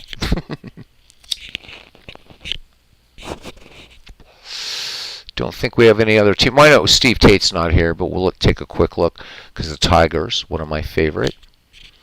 Carlos Guillen, Davy Cruz, Alan Trammell, Harvey Keene, Norm Cash, Bill Freehan, Lou Whitaker, why aren't you in the Hall of Fame? Ray Boone, Steve Kemp, Bobby Higginson, Cecil Fielder, Ty Cobb, Al Kaline, Barney McCoskey, Harry Hallman, Bobby Veach, Sam Crawford, Al Wingo, Johnny Bassler, Bob Fats Fothergill, Charlie Gehringer, Hank Greenberg, Rudy York, Hoot Evers, and George Kell.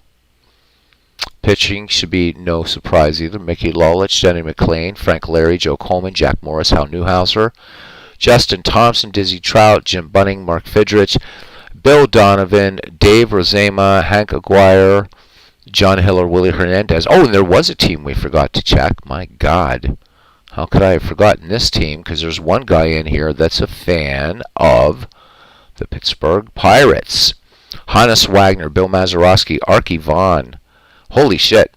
So you got two of the best, well, you got the best shortstop in baseball and then one of the best. So Hannes Wagner, Bill Mazeroski, Archie Vaughn, Fred Clark, Cotton Tierney. There's we're going way back, huh? A little Cotton Tierney.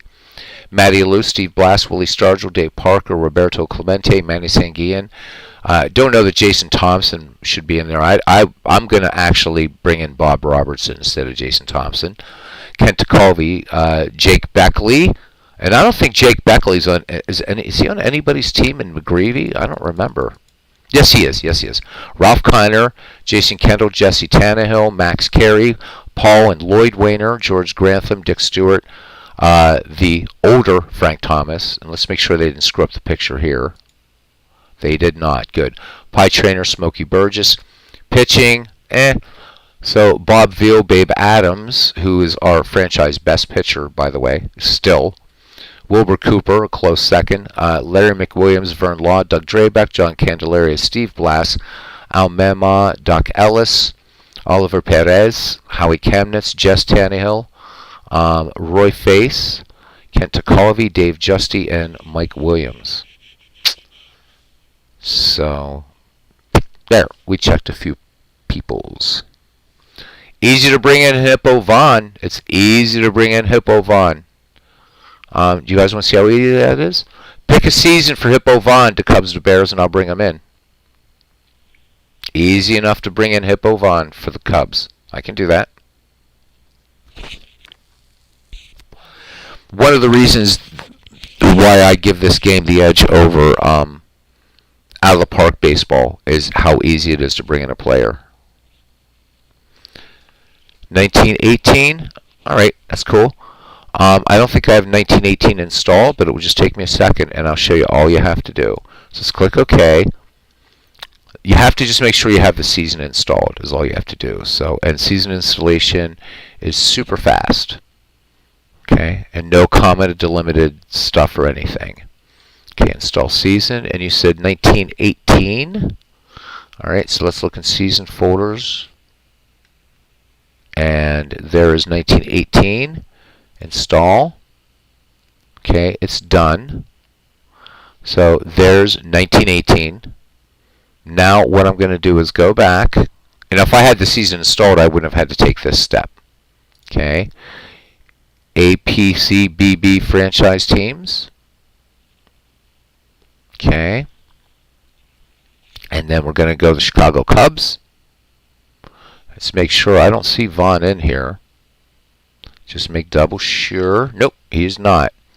So players, import, and then all I have to do is go over here, choose 1918, Chicago National League. It will load them in. Hippo Vaughn, import players 1, and 1 player imported, exit, and as if by magic, oh, he was on there also. Unless I hit it twice, but there's Hippo Vaughn. That's how easy it is to do. So let's get rid of this Hippo Vaughn. So we're just going to release him. Boom. Yep. because we still have Hippo Vaughn. But that's how easy it is to do. It's that simple. As long as you have the season installed, import them. Real nice.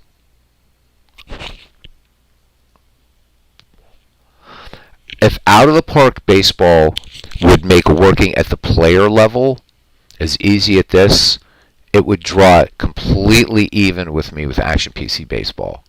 But it's just a very close second, but very, very close. It's still awesome. There we go. Actually, while I'm here, I should bring in Bob Robertson for the Bucks, but I don't know that I have 1971 installed. I should look. Do I have 1971 installed?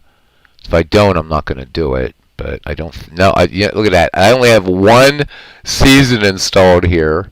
Or no, I have two. I have 1929 for some weird reason. I only have 1918 and 1929 actually installed. So Bob Robertson isn't going to get in right now. But I do have to change that Pirates roster. It's a little bit wrong. If you guys are curious of looking at any other teams, we can. If not, we'll just kind of call it here in a moment.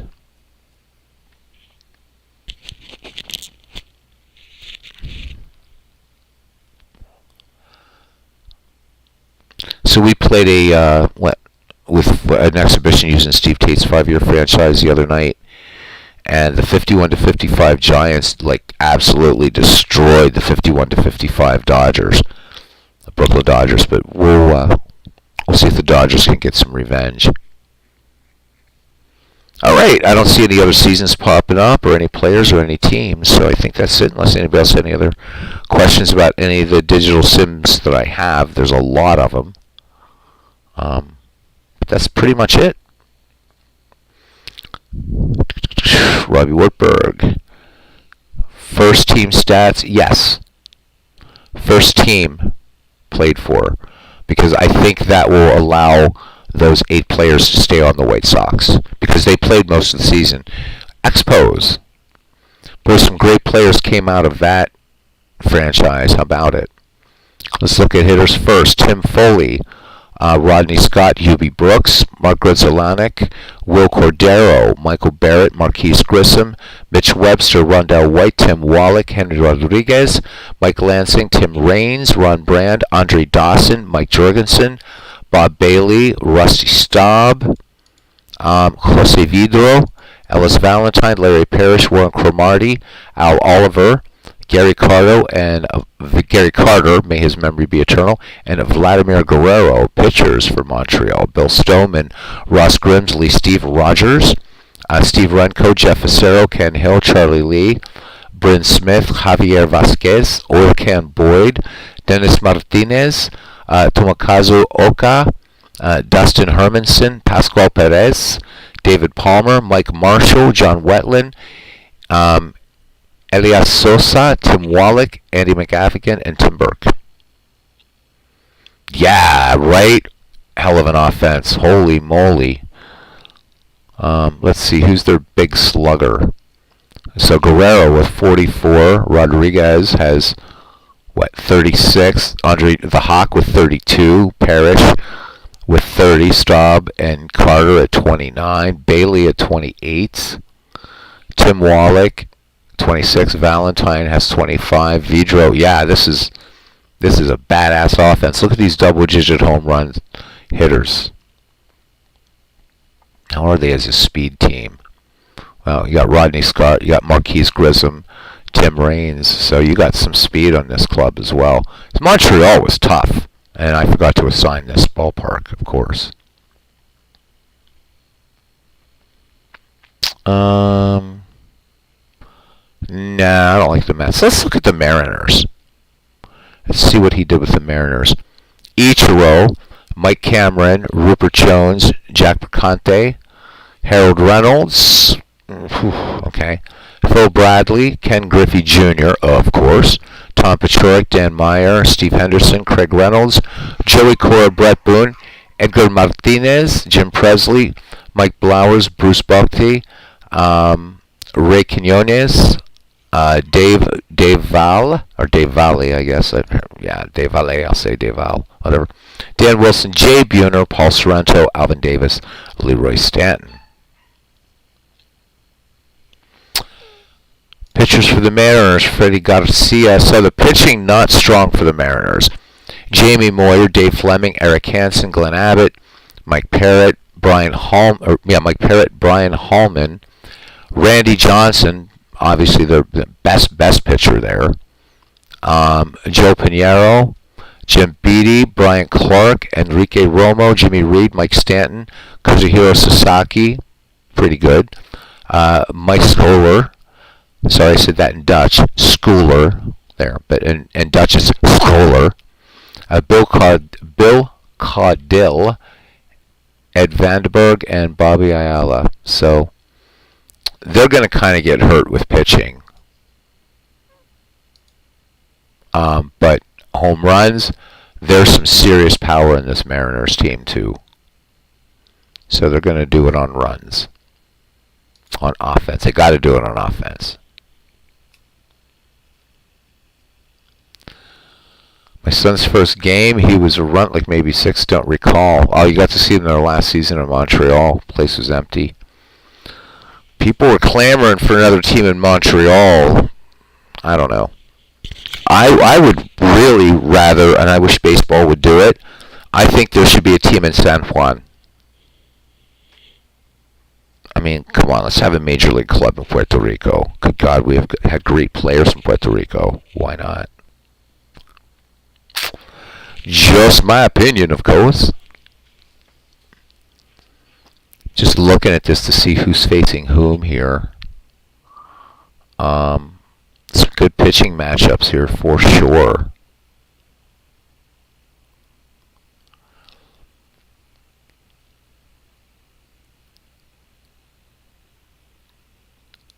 Chesbro versus Lulich, that would be a fun one. Oh, White Sox Orioles would be great. Ed Walsh versus Jim Palmer. That would be a fun game to do.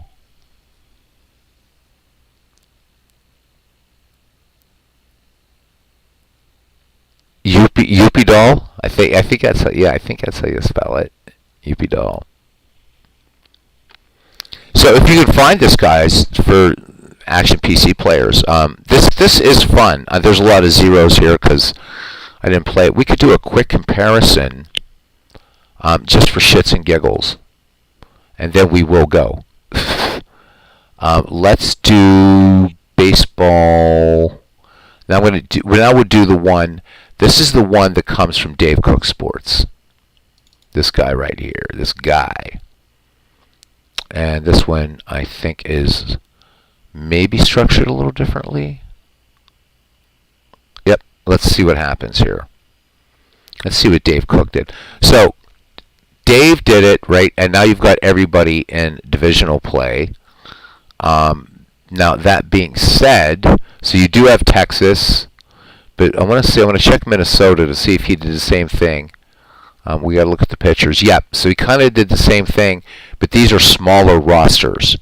So these are 33 players, as opposed to Richard Dombrov going crazy. So let's look and see if Hippo Vaughn made it on the Cubs from the official product. And yep, there he is. So different ERA. So I'm not sure whether Richard Dombrov put in for a different season, because Vaughn and Dombrov's franchise great teams has a 1.74 earned run average, and here he's a 2.17. So drawn from different years, whatever. I know he was big time World's Worst Gamer. Talked about this before, that and I think Steve Tate did too, that Richard Dombrowski, which is his full name, was a let's put the photos back up, was a big time Action PC baseball player.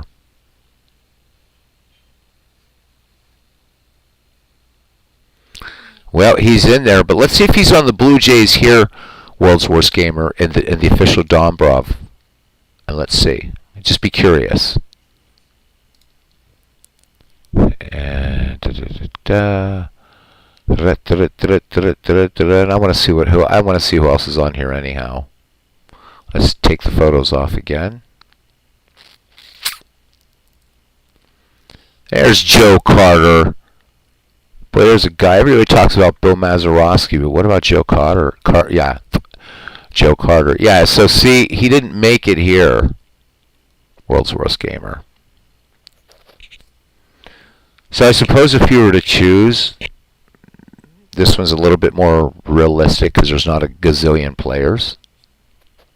But they're both good. This one you have to get with the action with the baseball history collection. The other one, if you can find it, is freely downloadable. But I do want to check one thing. It's the usual Cubs-Cardinals check. So Cubs, batters. Yeah, see, there's Hornsby with the Cubs. If he's on the Cardinals, that's probably why I don't play this one too much. Or, like, really at all. Let's see.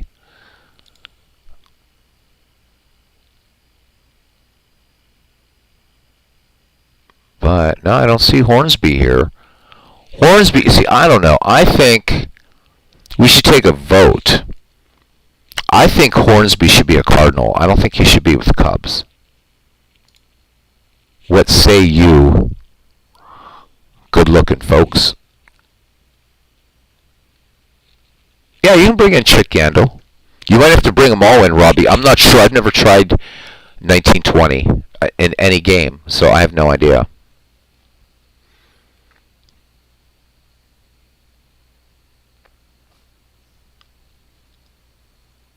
Actually, let me look here really quickly, Robbie. We'll bring up two at once here. Since because I have 1920, I've never played it, but it's in here. I mean, because it's done. So let's go back and look at 1920 in Baseball for Windows really quickly and see how I did it, because I can't remember.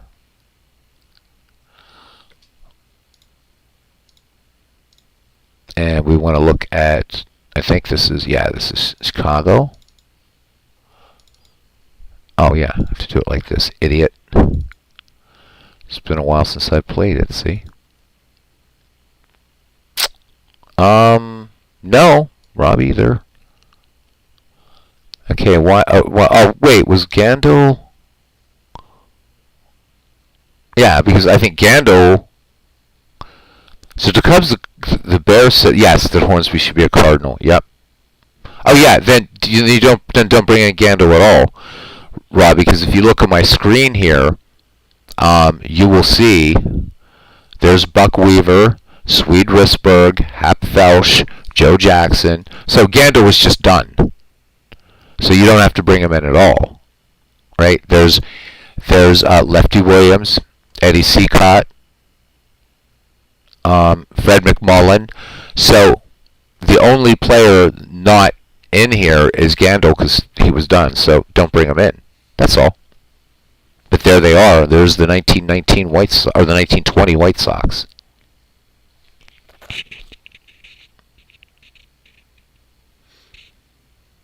Ouch. That hurt. Yeah, you ready to rock? Hornsby should be a Cardinal. Let's make him a Cardinal. Let us make Hornsby a Cardinal. A Cubs fan saying he should be a Cardinal. That's good enough for me. So we're going to trade Hornsby from the Cubs to the Cardinals. So Rogers Hornsby, we're going to trade player.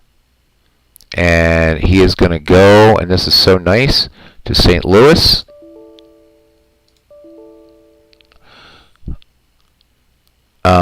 With the new team to 0, no. Okay.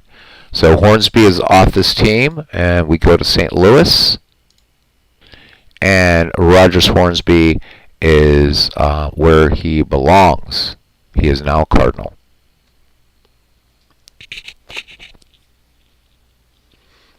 So the other thing that's cool is how easy you can move players around in this game, and out of the park, just not very friendly with that. And I love the Cardinals. There's no offense to Cubs and Bears. I like the Cubs too. I don't have a horse in that Cubs-Cardinals rivalry, but it's a good one. But yeah. So there he is. He is a Cardinal. I know. Now Kyler. There's another one for you, Cubs and Bears. Let's see where Kyler, I think, is on the. Let me see if he's on the Pirates here for the official product. I'm curious. Did the Cubs get Kyler or did we get Kyler? I think he gave Kyler to the Cubs. And that's a tough call. Yeah. Oh no, Kyler's a Pirate. Let's see. Let's make sure he's not duplicated. Let's go back to the Cubs.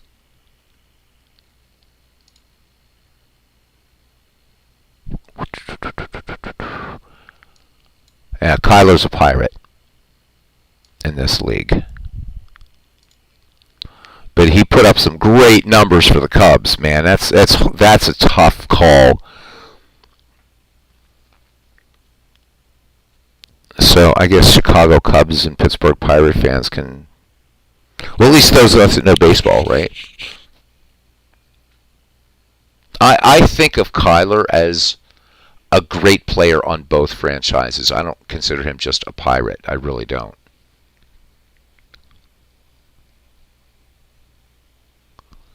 And the game's not responding. That's because it's tired.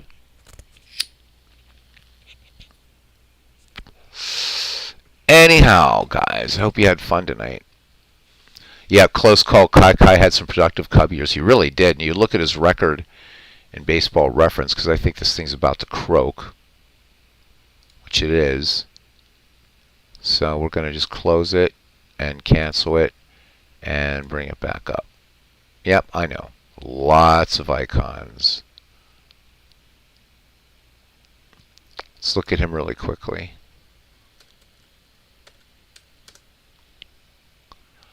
Kyler is pretty close.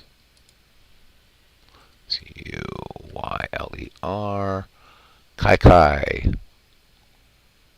I'm bringing him over so you guys can see him.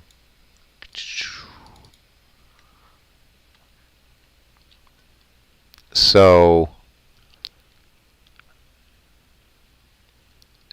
he had, yeah, right? I mean, he played, I think, a few more seasons with Cubs. See, it looks like he was traded here.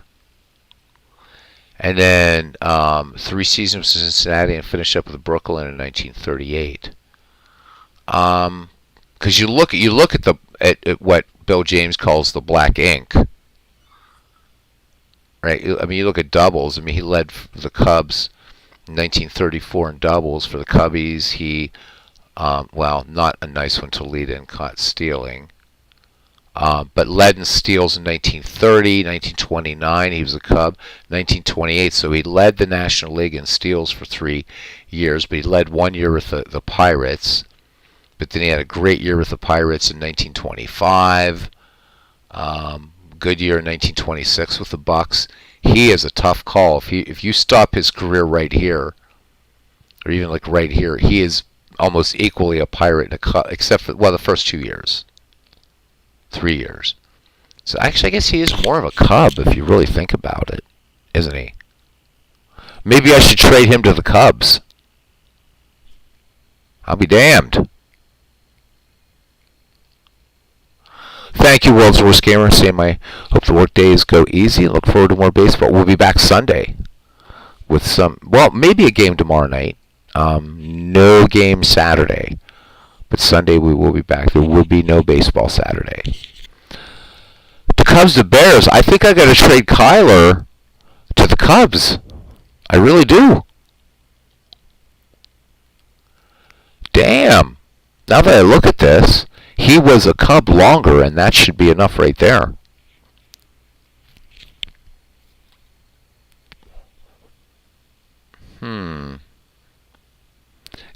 World's Gamer says delete Mark McGwire. Well, I'd like to delete. There's a few players I would delete out of there, but I gotta think about Kyler. To be fair, he should be a Chicago Cub actually. But we Bucks claim him too. Shit, I don't know. Not that I'm going to be playing much with this. So, I wonder where Steve Tate. You can't check Steve Tate's files because he does have duplicates. He'll have, you'll see Kyler on the Pirates and the Cubs, which makes sense. Sports Time Machine says, I know this is a bit sacrilegious. Kyler, most added WAR between Pirates and Cubs. No sacrilege. I don't hate WAR. My thing about it, Mike, is I think that there's too many fans that look at just WAR. I think there's more to look at too. OPS plus, things like that. I don't have any problem with WAR. There's a couple of those weird stats out there that, like, I'm not sure about wins above replacement. That I'm convinced with that one. It's good to see you in here, Mike. And Mike, by the way, I'm glad you're in here for a second. When you said thanks for letting a Strat guy in, dude, nobody hates Strat, and nobody hates you for playing it. My issue is just their PC game, the way they handled things, is their customer service. I think Stratomatic Baseball is a great baseball game. I really, really do, my friend. So you're welcome. You are certainly welcome in our Discord. Thank you. I mean, you got a wrench in here. If I hated Strat, you wouldn't have a wrench, my friend. So, Mike, what's going on? What's going on in your channel, man? I haven't been getting notifications, driving me nuts. Okay, so you're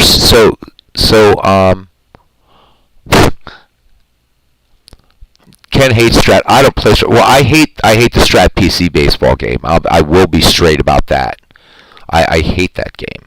But we don't hate you, Mike. You're awesome. All right, so you're saying that you're making Kyler a Cub. I think I got to do it. Yep, Kai's going to the Cubs. The more I think about it. All right, Pittsburgh. You're losing Kyler, but it's all right. It's all right. Where are you, Kai? Besides, I mean, we're not losing. I mean, we have. Oh my God! Wow, we could lose Brian Giles. I don't think he's a great Pirate, but we can keep him in here. But we already have 3 right fielders. So do we really need Kyler? Nope. So there we go. So Kai, you're going to Chicago, buddy. Trade. And you're going to the Cubs. So the Cubs lose Hornsby, which they should, and they gain Kyler, which they should. There we go. Let's make sure the trade took. And it should have.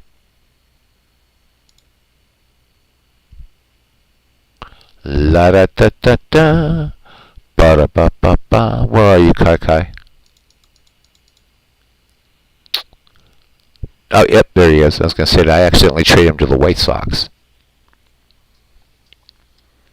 Sweet. World's Worst Gamer is having a look of, I don't know, like, whoa. Was it the Kyler trade, or was it the, what was it, World's Worst Gamer, my friend? What was it? Nah. No, I'm not crapping. My more thing is really how I spent a lot of money on Stratomatic PC baseball when I was living back home, and when I wanted to just transfer everything over to a new PC, they said, oh, well, we have to use a proxy software and go into your computer and make sure and blah, blah, blah. I'm like, forget it. And you'll have to buy the game over again. They were actually going to force me to buy the game. I would show you guys the email. Stratomatic said, I remember this now, not only did they want to use proxy software, but they told me that the only way they would actually then help me move the seasons over is if I bought the game again. And I was like, Bafangustunad. And I was done with the PC game. And I will never return to it until they change ownership. But as far as I've played Stratomatic Cards and Dice, it's fun. It's fun. It's really, really fun. And we love you, Mike, so you're stuck. Hee.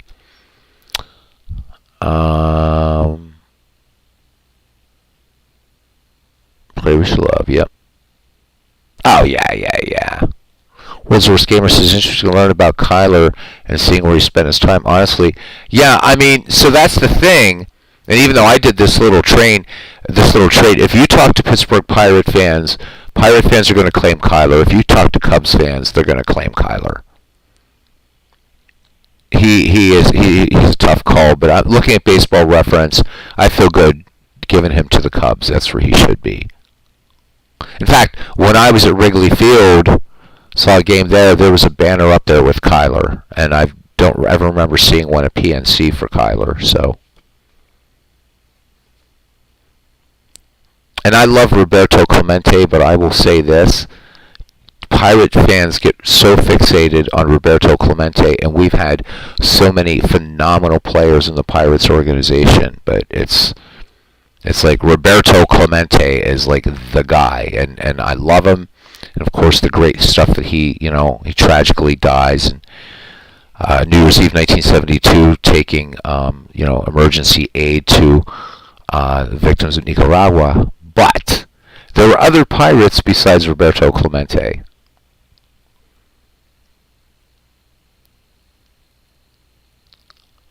The Sam Key disc. Yeah.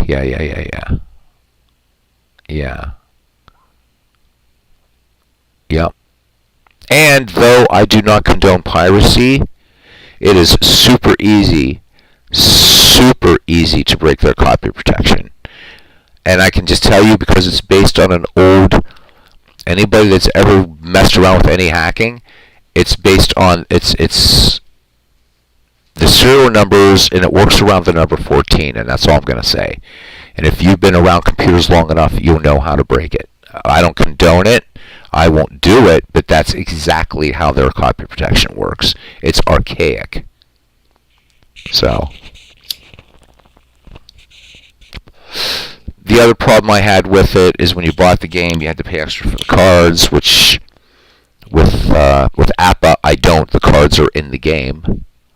So, but the Cards and Dice game is fun. Played it a bit in college. Really liked it. Had some seasons for Stratomatic, which is what made me buy the PC game, and then it was just awful. I was like, are you kidding me? You're going to make me buy a game I already have just to move the seasons over that I bought. I didn't spend maybe as much as Mike did, but I looked over what I spent. I spent around $500 with Stratomatic. And that's again, I know Mike's probably spent a lot more. I've seen his seasons list. It's beautiful. If you're a Strat player, it's a wet dream, man. He's got tons of seasons. I didn't have that many, but I spent about $500 of that game, and they would not budge. So, yeah. But yeah, play what you love. Play what you love. Man, oh man. So you own everything from 1960 to current. I've seen at the end of your games, Mike, and it's like, oh my God, that's like just great. You have so much Stratomatic. You have like all the ballparks, I think, in one way or another. I've never seen you use just like stock ballparks or whatever. But yeah. Mike's got a ton of stuff. You have like a lot of World Series. So you have some other stuff besides seasons, right? If you're going to have DRM, given the most popular, Steam, right? Apple doesn't. Ken Castro, you can back this up. Apple doesn't give a crap about baseball for Windows. Their thing is Apple Go. All they're doing for Baseball for Windows is releasing. They updated the game. They do patch it, but they're releasing seasons. They don't care. They're not going to get another announcer to pick up the slack 1998 on. They're not going to do it. Ken, do I know of which I speak? And I'm not asking you to name names, but we had this discussion why Robbie was saying, God, why don't they update it? Why don't they update it? And I don't think it's going to happen. You can download all the All-Star World Series rosters, and you got your own homebrewed stuff, right? Yep. And I won't say the name, but Ken says that he doesn't give a rat's ass about Baseball for Windows.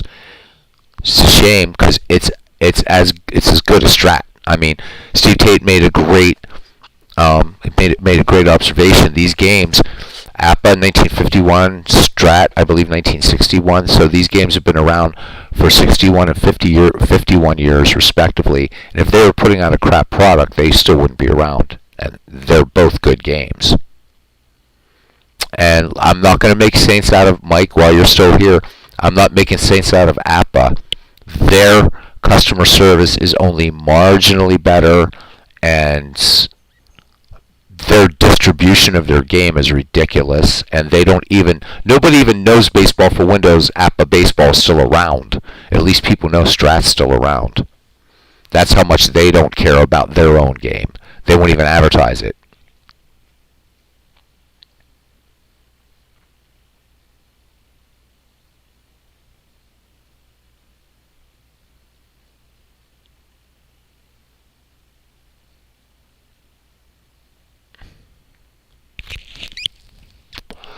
Robbie, it is an amazing game, but a company, at the end of the day, what's it about, my friend? It's the bottom line. It's the dollar, and they're going to make a lot more money. A lot of people, Robbie, right? Yeah, I mean, yeah. But the thing is if they can get people to play APBA Go and spend the $20 or $22 a month to get it all, people are going to do it. That's chump change per month. If you add it up per year, yeah, it's expensive, but it's chump change. Yeah, and Cousin Ken says $100 that other game card sets are flying out the door. So what are they gonna focus on? Oh, $150. Oh my God. That game better give me a BJ and make me orange juice for $150. Right? Just, no.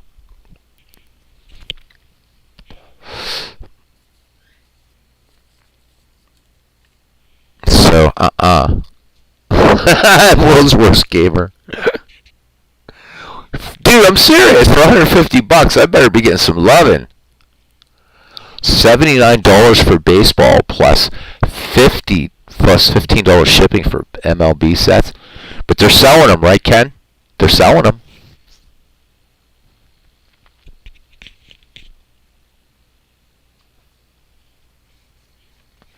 Robbie, look at it this way, my friend. It's not sad. Really, if you think about it, it's not. So right now, what you have is a game where you can play everything from 1871 to 1997. You can mix and match from the player level, team level, whatever. You've got 10 lifetimes of baseball into it, man. And, you know, that 1920 season you're going to play, and 30 years from now, you can still play that 1920 season. So look at it as, hey, you're one of the people that haven't loved the game, as am I, MV has it. A few others, we love the game.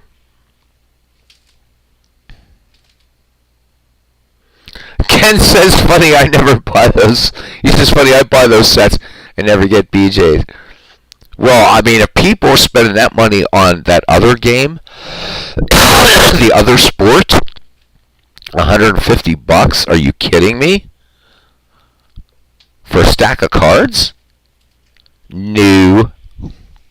Sorry. Even if I was a billionaire, I'd be like, you're nuts, man. Told you guys walk out of a convention with upwards of $1,000 and purchase a wealthy card. Oh, I'm not knocking you, Ken. I'm just saying, $150 for, I don't know how many players are on those teams. I have no idea, but that's a lot of money. That's a lot of money. $150, you could buy out of the park baseball. You could buy action PC baseball, and with Dave Sales, a few seasons. So what? We're up to 70, 80. Let's say $80. You could buy digital diamond baseball. You could buy baseball for Windows. You could buy 4 baseball games for the price of one. That other game season. That other game meaning World's Worst Gamer doesn't like what I call the game that I hate, so I'm trying to be a nice guy and call it that other game. That's just me, though. Hey, play what you love, and if you have $150, you want to plunk it down on that other game season, and if it gives you joy, good for you. But I want my knob polished, man. Yeah, that's right. Platinum memberships don't come cheap. How about it? Cousin Ken. Love it, love it, love it. All right, guys. We're coming up on short stream, but almost. Anyhow, World's Worst Gamer says, by the way, yeah, Dave has sales again this weekend. So, for $4, post 19 might buy them. Jump on it, buddy. You know, World's Worst Gamer, you know that MV, during this sale, he picked up the baseball complete collection. He bought it all, man. He said it was $425, I think it was, American. He's going to spend $150 on Particle Girl. That's probably what I'm going to be doing. I want to really take her out in the town, hopefully Saturday night.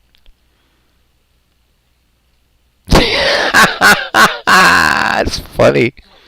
Yeah, but he did. So we all congratulate. We're such baseball geeks, World's Worst Gamer. The last night, man, we were all congratulating MV like he just won the Nobel Prize, but it was beautiful. Dinner plans. Not sure yet. I mean, I know what the after-dinner plans are, but with Robbie's innocence, I can't talk about those, unfortunately. And the after-dinner plans were her idea. Okay, Robbie is saying that 1920s migrated into 5.75. Don't forget to change the names, Robbie. Give the teams their nicknames, buddy. I know you didn't ask that, but Robbie's innocent. I wouldn't tell anyhow. I could give you hints. One is it has nothing to do with baseball. So there we go. We'll just go with that. Although actually it could, couldn't it? Never mind. Never mind. All right. Yeah, maybe I can see if Gina will come in and say hi some night. We'll see. Oh, you guys found something on YouTube. What'd you find on YouTube? Bad graphic now in Ken Castro's head.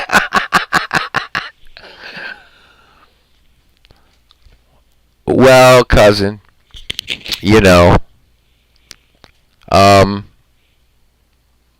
Clinton's not here. Somebody's got to do it. Cubs Bear says she sounds like a classy lady. She is. She's very classy. Thank you to Cubs Bears. I'm super fortunate to be with this woman. She's great. Oh, I found a video on Baseball for Windows on YouTube. I've seen a couple people do some things on there. But maybe send me the link in Facebook there, Robbie. I'll check it out. I might have seen it. Oh, no one knows who he is. All right. I was almost going to surprise you guys tonight and do... Oh, he's 15 subs. I'm going to go sub to him just because then. Just because the dude has 15 subs. Gotta love him. I was going to do Super Mega Baseball 3 tonight, but I was like, I'm too tired to play a Twitch game. But I'm going to do that on the channel one night. And I'm going to create players. And it'll be fun. I'm going to create some players. Like, not just from our little community, because just create some players, some weirdos. Like, I don't know. Maybe we'll have Robbie Wartburg on a team with, oh, I don't know. Who would be a weirdo? Oh, okay. World's Worst Gamer would love this. How about Robbie Wartburg and Justin Trudeau? There we go. Same team. Done. He's featured other games like Micro League. Oh, wow. Cool. Pretty serious gamer if he's messing around with with Micro League Baseball. Yeah, I'll have to check it out later, Ken. Unfortunately, I can't look at it. But the other guys, if you want to check out what this person is doing, YouTube YouTube won't let me do it because I have a live stream going. But I will check it out later. Well, check it out tomorrow. So do I. World's Worst Gamer. I played Hardball Retro. Okay, I'll look for his channel, Ken. Thank you. Dude, I played so much. I still have it on a Commodore 64 emulator. Played so much Micro League Baseball. Even bought the, what was that thing, the manager's disc? You could type in your own teams and do all this stuff. I played the crap out of that until Earl Weaver Baseball won my heart. But I think Micro League Baseball's still cool. It's still a cool game. Hardball Retro. Robbie says, I did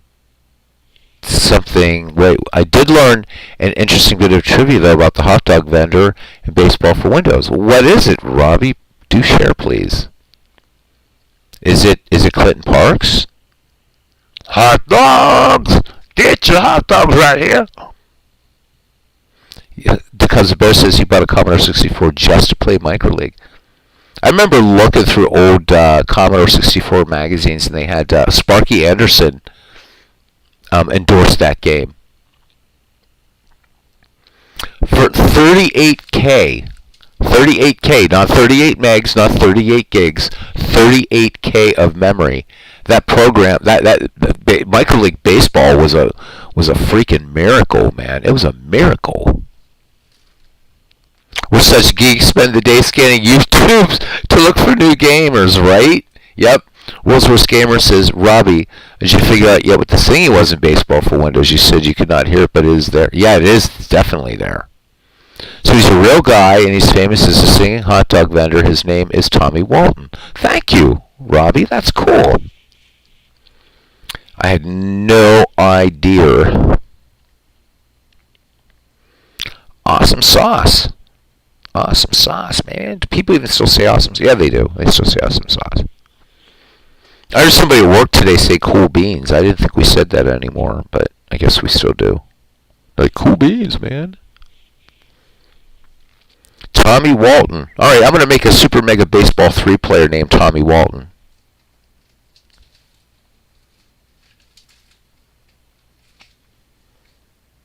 I love that guy. I wonder if it's the same guy that does the singing.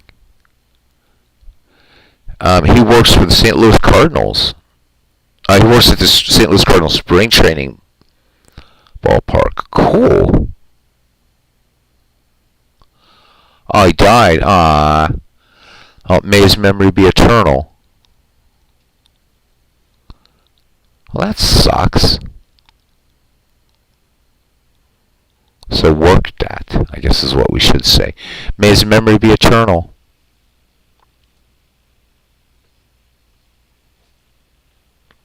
I think that's cool that the Cubs Bears bought a Commodore 64 just to play Micro League Baseball. I think that's brilliant. That is brilliant. World's Worst Gamer is a Micro League fan. I'm a Micro League fan. Just good stuff.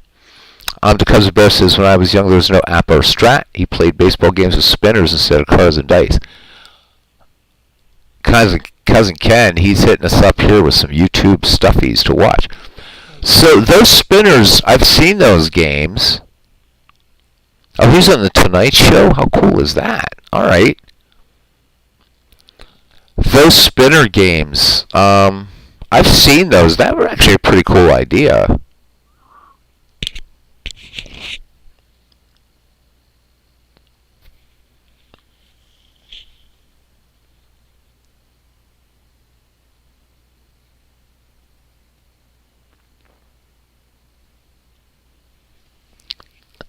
Ken says he played a lot of Nagamco with a spinner. I'd love to find one of those old games, man. I think that'd be brilliant.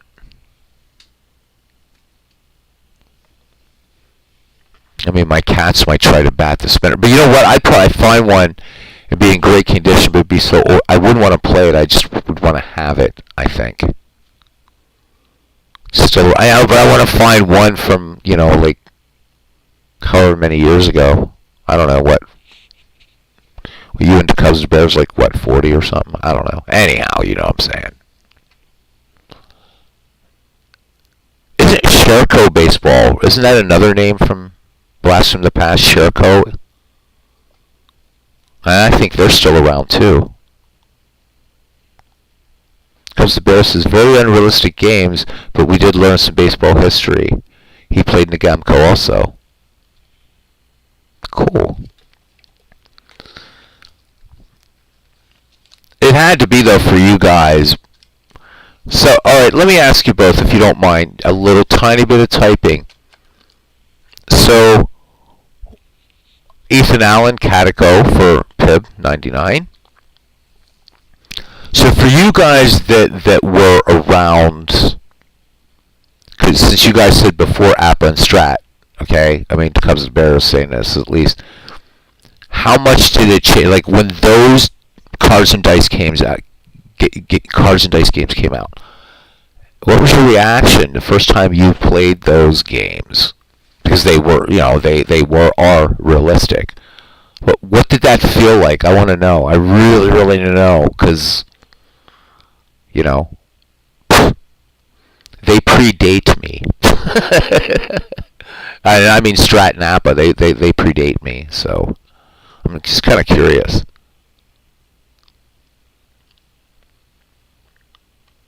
I remember seeing the ads for them as a little kid, but I think I was just like stupid and just thought, oh, that's great, but I could buy baseball cards, not knowing what they could do. I think I should have done it.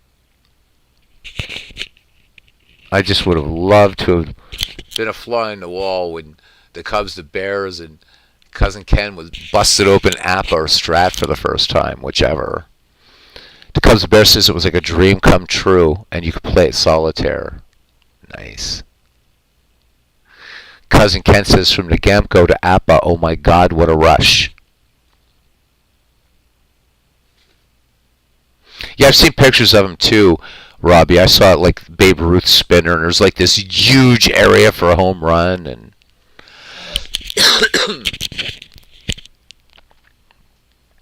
that must have been amazing to play Appa, or Strat when they first came out. That had to have been amazing.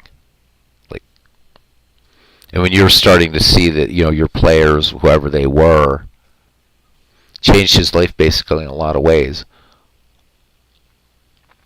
And little did you know then, as pre-journalist, young Ken Castro, that you would end up in this motley crew here, huh? And Pib 99 says Appa was amazing when he first played it.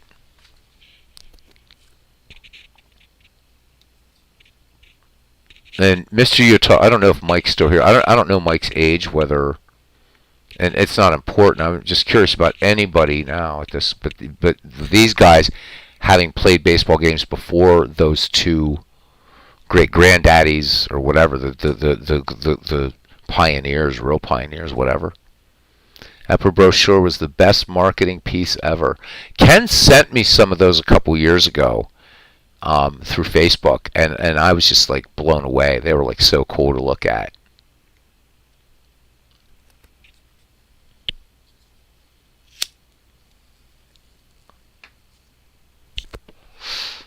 See, I'm kind of jealous of you guys, because here we are today.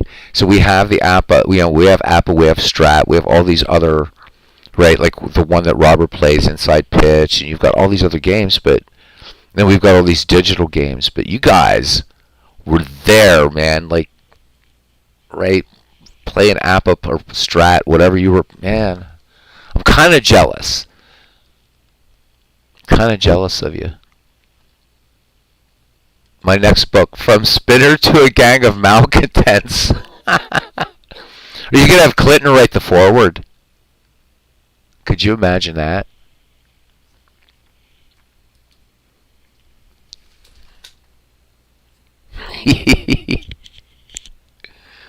Oh my God.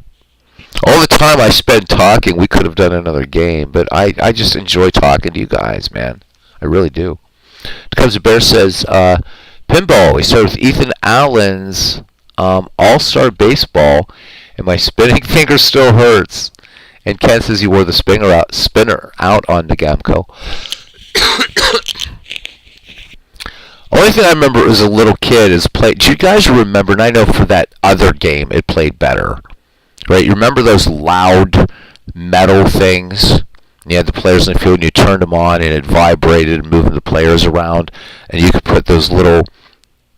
Because a friend of mine had it for that other game, and you could move the little plastic things around to make the players like run different ways on the field. Then baseball had the little track going around the bases, and to throw the batter, you had to put the little magnet in the thing and try to aim it for the bases, like big circles around the bases. I thought that was when I was like 9 years old, I thought that was just the greatest thing in the world. And I saw one. In fact, I found one. My ex-girlfriend had a really early version of one, and I have it sitting here in my room, but I'm afraid to plug it in because I'm allergic to electrocution. But it's such a cool looking game, and it's got all the neat scoreboards and stuff on it. It's really good stuff. Pip99 says, I saw the APA in the sporting news. APA ad in the sporting news. He had to send away for the brochure and sample cards. Then you could order the game. Insane waiting period by today's standards. Oh man, that is cool. Ken says, right, Pip, that's awesome. Comes the Bears, Pip, same here. Remember the ad from Sports Magazine? See, I'm jealous. I'm jealous. I'm truly jealous. I want to go back in time when those games were released. I want to be able to come back though and play these, but you know. God. Yeah, I am so allergic to it. But it's sitting here. If I'm going to get a picture of it and I'll put it up. This is a much older one. Because the one I had, you had like you could put like the grandstands up, and it had like the names of like all the teams, you know, down like on what would be like the outfield fences. This one is old. But I'll have to put a picture up on Discord. I'll get a good picture of it. See how I can get a picture up there of it. But it's really cool. She's gonna toss it out. I'm like, are you nuts? Give it to me. She's like, all right, I just know you play those, you know, really sophisticated baseball games. I didn't know you would want something like this. I'm like, yeah, it's baseball. I want to figure out a way to hang it up on my wall. It just looks so cool. Different time for sure. Because the Beatles says, Beatles, don't be jealous of our aches and pains in old age. These memories are very old. They're good memories, though. That's what I mean, though. These memories. I mean, you guys were playing these and all of a sudden you're coming out with these, right? The spinner games, which you knew then was like, okay, maybe you did or didn't. Maybe you thought they were accurate when you were little kids, but then you guys are jumping into APA, and you're jumping into Strat, and now you're seeing. It's like, oh my God, I can actually play this baseball season, and this is like accurate, and I can do this, and I can do that, and being at the beginning of those two great games, to me, I think is amazing. Because I don't know what that's like to experience that. I have no idea. Ken says the first APA package that he received, he was playing hoops at the playground, and his mom sent my uncle to let me know. Of course, no cell phones, right? I left them short a player and ran home like he had his ass on fire.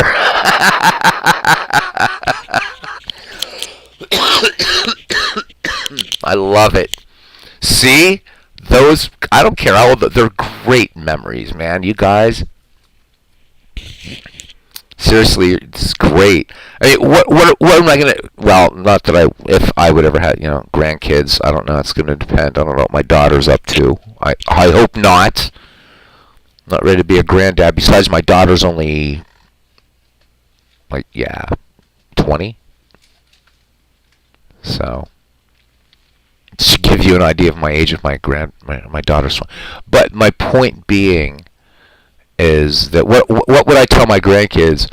Oh yeah, I played Action PC back in the day, or even I played Micro League back in the day. It doesn't have, to me, it's not the same cachet as saying, Man, I played APA, cards and dice, when it was kind of a new thing, or I played Strat.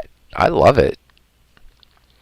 Going from spinners to APA was like getting a calculator to do math instead of working the problem by hand. That's a nice analogy. Ken's first card that he looked at was Denny McLean.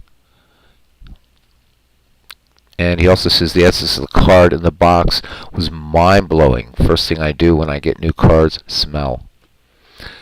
And isn't that a baseball thing? Because what do? And be honest. What is the one thing every baseball fan does? You got a glove, buddy. You take a whiff of that baseball glove. You do. And it's the getting the new cards, the smell. Don't have that with PCs, dude. I can't put my nose up here and give a sniff of the Action PC baseball game here. Can't do it. You guys were lucky. You guys were lucky, fortunate, and we're fortunate for you guys sharing this stuff with us. World's Worst Gamer saying, he says, yep, I remember the smell of a baseball glove. You never lose that. You never ever lose it. Yep, tactile as fuck, says Ken Castro.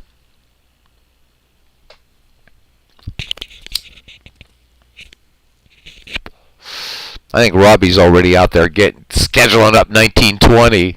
Haven't heard from him in a while, which is cool, which is all good. Pib99 says for APA, you would order the new season cards in January and they were supposed to arrive by April 30th. They'd usually come mid-March. Imagine what... No, oh my God. Jesus. That would kill me. That would kill me. To wait. You're ordering baseball in January, and if you're a baseball geek, right? Come on. I just go on Dave Cook's site and bam, I've got the game. Yeah. That being said, the only thing I can say, and this is not the same. It's not even in the same league. I've been waiting for this game that I ordered on Kickstarter. It's finally going to ship in about a month or two. It's called Heroes and Gods, Masters of Dreams. I went all in. Waiting for that, waiting for some of these big games, non-baseball games like Massive Darkness 2 and Bard's Song, Sword and Sorcery. Still not the same as waiting for a baseball game for 3 or 4 months. That would kill me. I'd probably skip school. I would have skipped school and whatever. Yeah, no tracking numbers, right? No tracking numbers. Oh, Robbie, there's tons. It's fun going down memory lane, and it's fun taking those of us who don't have those same memories. What that was like. That was, I mean, I'm sorry, but it was game-changing. Truly game-changing.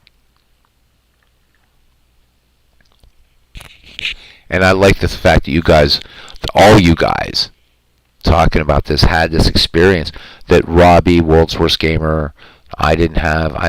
Aaron, who probably left a long time ago, probably didn't have. I doubt Steve Tate did. No, thank you guys for this. This is awesome. I love it. I love when people talk about their baseball memories, whatever it is.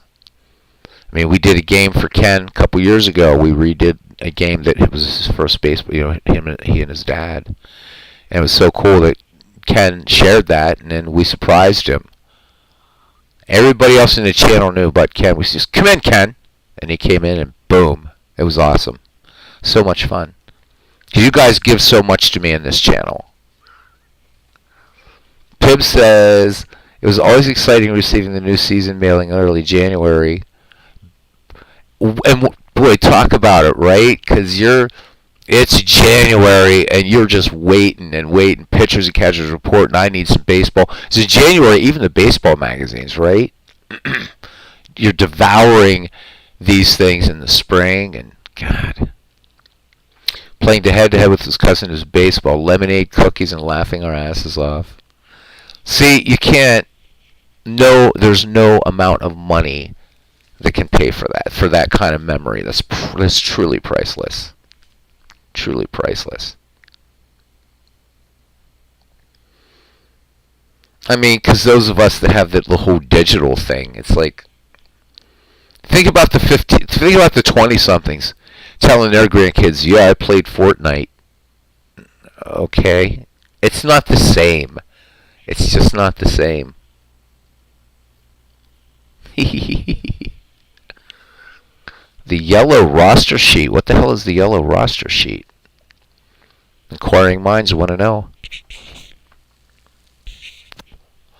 Because when I had APA in college, I don't think it had the yellow roster sheet. What I remember about APA was and Strat, big ass long boxes, like long thin boxes. So what are they? The Cubs and Bears says, you want baseball memories? The first game he ever attended was Wrigley's. At Wrigley, the Cubs, the Phillies, June 1954. Awesome, awesome. Whew. Oh, it listed the rosters of suggested lineups?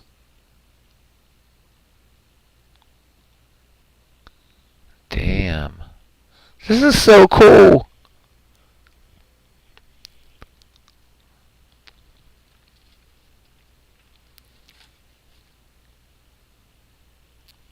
Robbie, if you're looking for managers, if you go on Digital Skybox, look at how to use those manager cards, and you get every manager there is out there. If you want to do that. And it's a two-step process to do them, and he explains it pretty well. Cubs lost that day too. Ouch.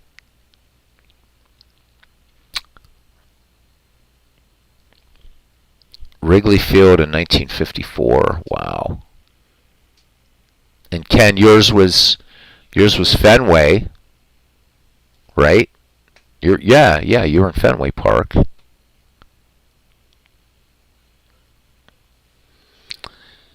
Ken says as we got into college, an accompanying bowl or two, accompanying bowl or two graced our table. It was the 70s.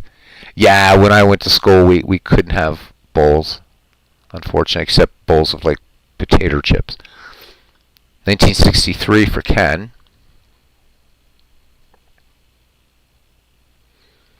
The Cubs and Bears says, I told you, Ken, you're still a youngster. There you go, Ken. What are you going to do now, man? World's Worst Gamer says, anyone ever play a game where it's cards for keeps with APA or Strat, where if you won, you got to keep the other guy's team? Well, that sounds like old-style Magic the Gathering, playing for ante. I remember that. Yeah, kudos to Cubs to Bears. First game in 1954. That's brilliant, man.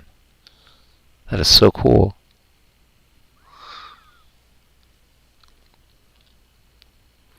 Best I could do is just bring up 1954 on the air and do a game, but you were there. I wish this technology was around, internet and everything, 30 years ago, because you could talk to somebody who said, yeah, I saw Hannes Wagner play. In fact, 1954, that's a year before Hannes Wagner died, so Hannes Wagner was still alive when the Cubs and Bears saw his first baseball game. So that's kind of cool. Not that Hannes was there at the game, but he was still alive, living in Carnegie, Pennsylvania.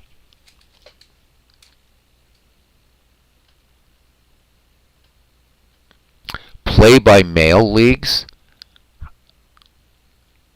And now that's interesting.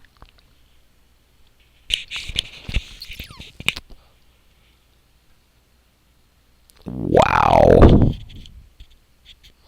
Play-by-mail?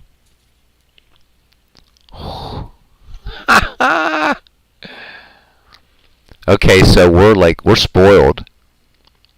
I couldn't imagine.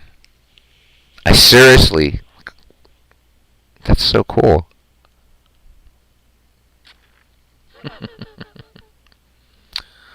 Love it all, guys. Love it all.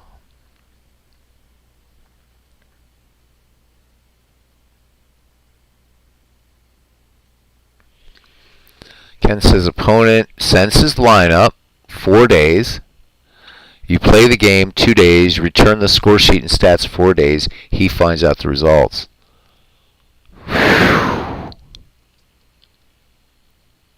There was also the APA Journal publication.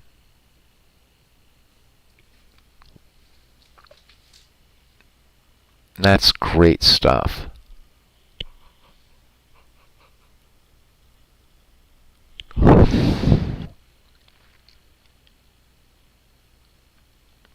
Cousin Ken says he wrote for APA, for those APA journals. That is awesome.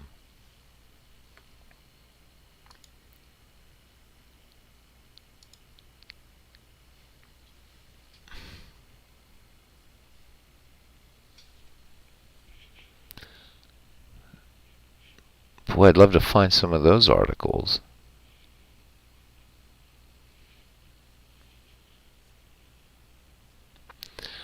Yeah, I maintain I'm jealous, but in a good way. And the fact that you guys have shared all of this is just, yeah.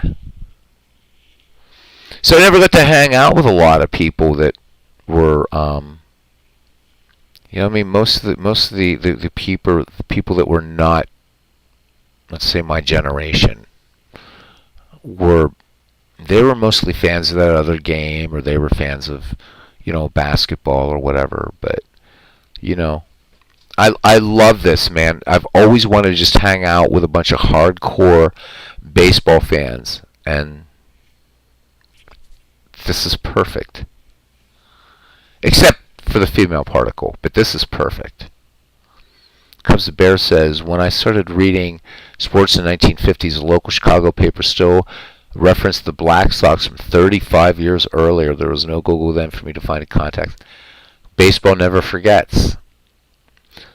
Then you send the results to the commissioner. He compiles stats, and the league knows results a month later. Oh my God, Pib99 says, Ken Castro, I think that's where I recognized your name from way back. Now, how cool is that connection? So think about that. Pib's reading the APA Journal, and then, I mean, who would know? And he's going to run in to the same guy he read and on YouTube, and this pretty nice sports gaming community we have with a ton of content creators. I think that's so cool. Still have a bunch of old issues, Pib says, from the late 70s and early 80s.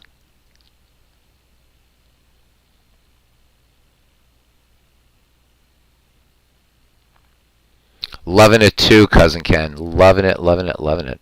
Wolzers Gamer says, can't believe that Cards and Dice Hockey game for Apple or whoever never caught on up here in Canada. Never saw it ever. That, yeah, right? You'd think. I mean, Canada, right?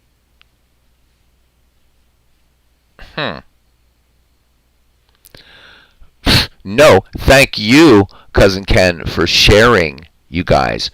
Thank you for sharing your stories. You kidding me? To me, this is like baseball heaven, man. I thank you guys. It's the privilege is this side, believe me, guys.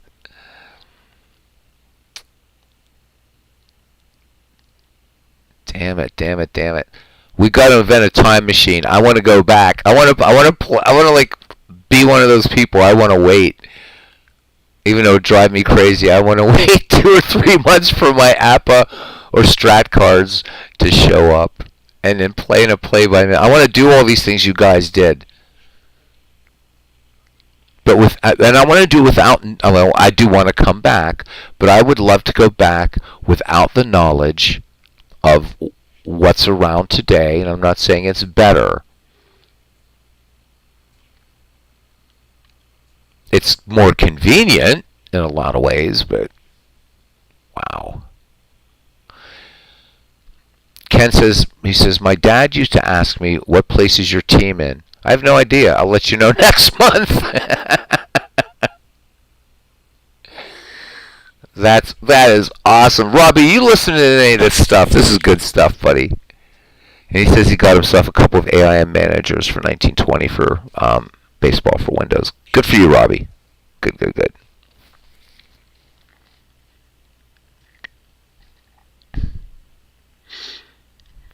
I'll let you know next month.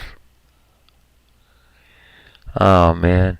So that's something, Cousin Ken, you had that I didn't have. I mean, I've kind of told you a little bit about my story. I didn't even have, like, that, and I wish I would have had that.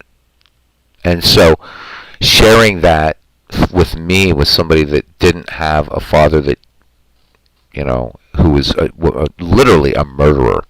So, aren't these great memories, Robbie, that these guys are sharing with us? It's priceless. It's priceless. Pip99 says, my dad would photocopy his blank APA score sheets in his office by the hundreds over the years. What a good dad that is. See? The Cubs, the Bears. Beatles, try living in a world with 3 TV channels and no remote invented yet. You'll quickly want to be back in the modern age. Well, the Cubs, the Bears, the kids were the remotes back there. It changed the channel, right? World's Gamer, honestly, the play-by-mail thing sounds fun. I would actually sign up for that now. I could play without ever even owning one of these sets. Yeah, these are priceless memories, man. Wow. I got like such a smile on my face just like you guys talking about this. I am serious. I'm serious about that. Family vacation was to APA. So good old Lancaster, where they used to be. Right? The United States here, I'm thinking, oh, APA's in Lancaster, and find out they're in a Atlanta suburb. Doesn't that suck? As I am, Ken, like I said, I'm like 40 minutes from Lancaster.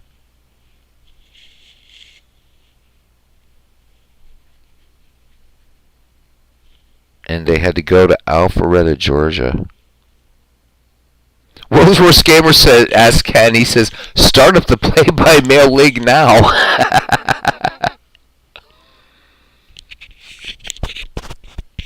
We got to figure out a way to get some.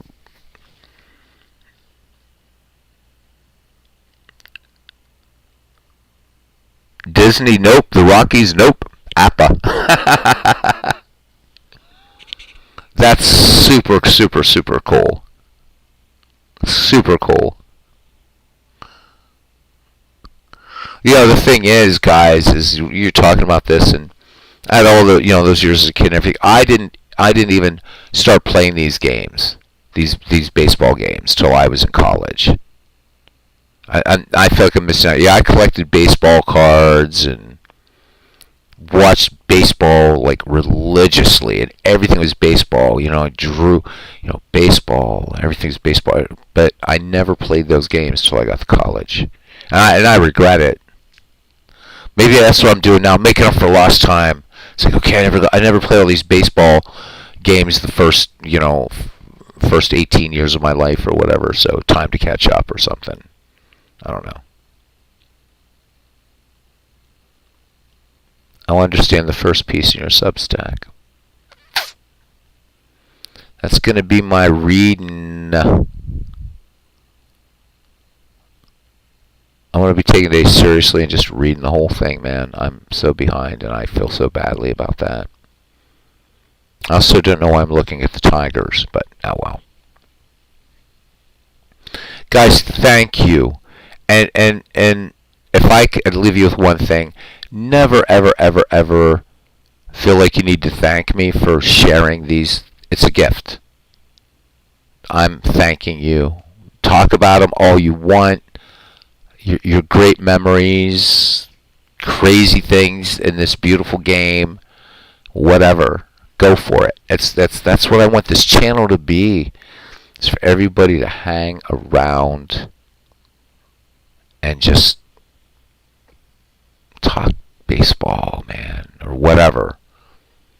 But mostly baseball.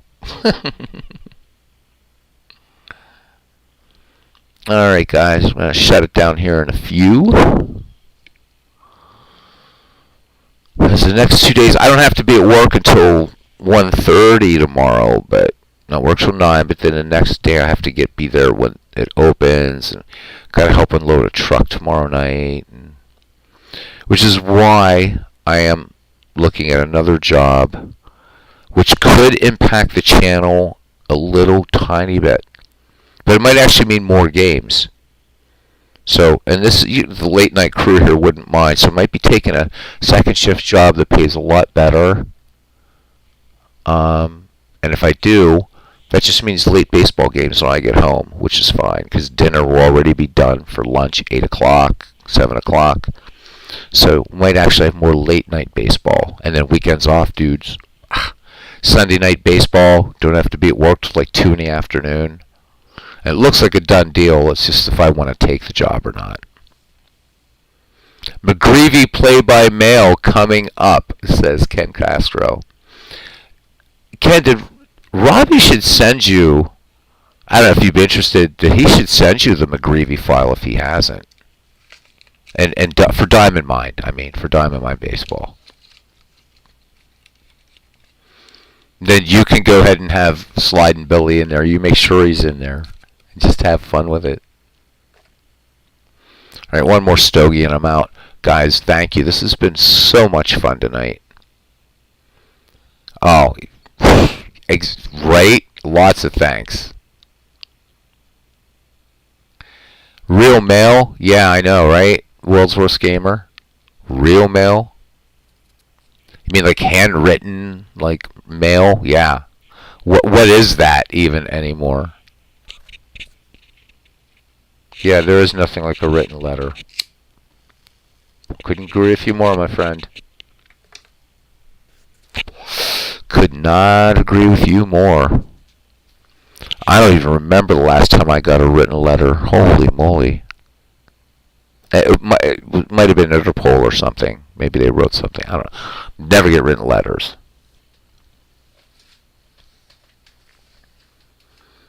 Now it's all, emails are so cold. Even when they're nice, they're still cold.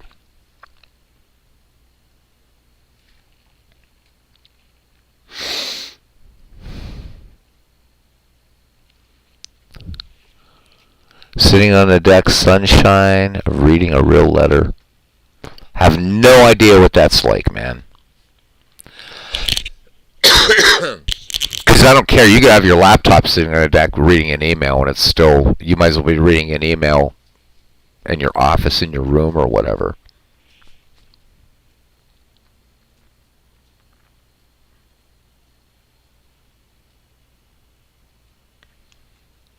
Hey, yeah, but World's Worst Gamer, dude, you're getting the checks. You're getting the checks, man. Come on. Hey.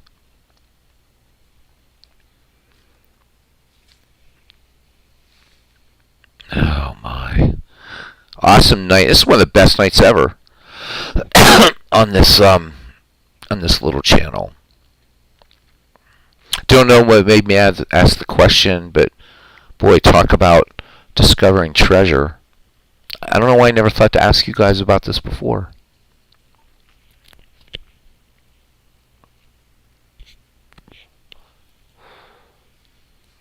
We'll look at, I'm just going to change the screen to one other play. Well, we'll look at the Dodgers. Why not? Wankers.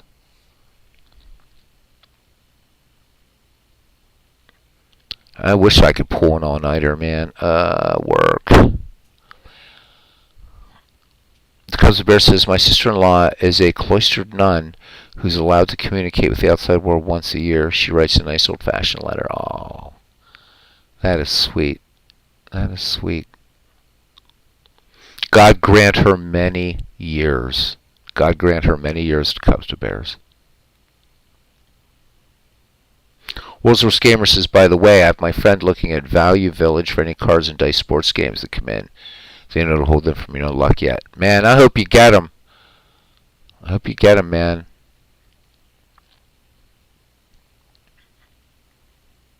So, Robbie, all you have to do is back it up and restart the season. Right? Or just copy it and call it Ned McGreevy 2 or Ned McGreevy Ken and reset it. It's a computer. You don't have to send Ken that one. Just copy it and restart the league. And then when you restart the league, send it to Ken.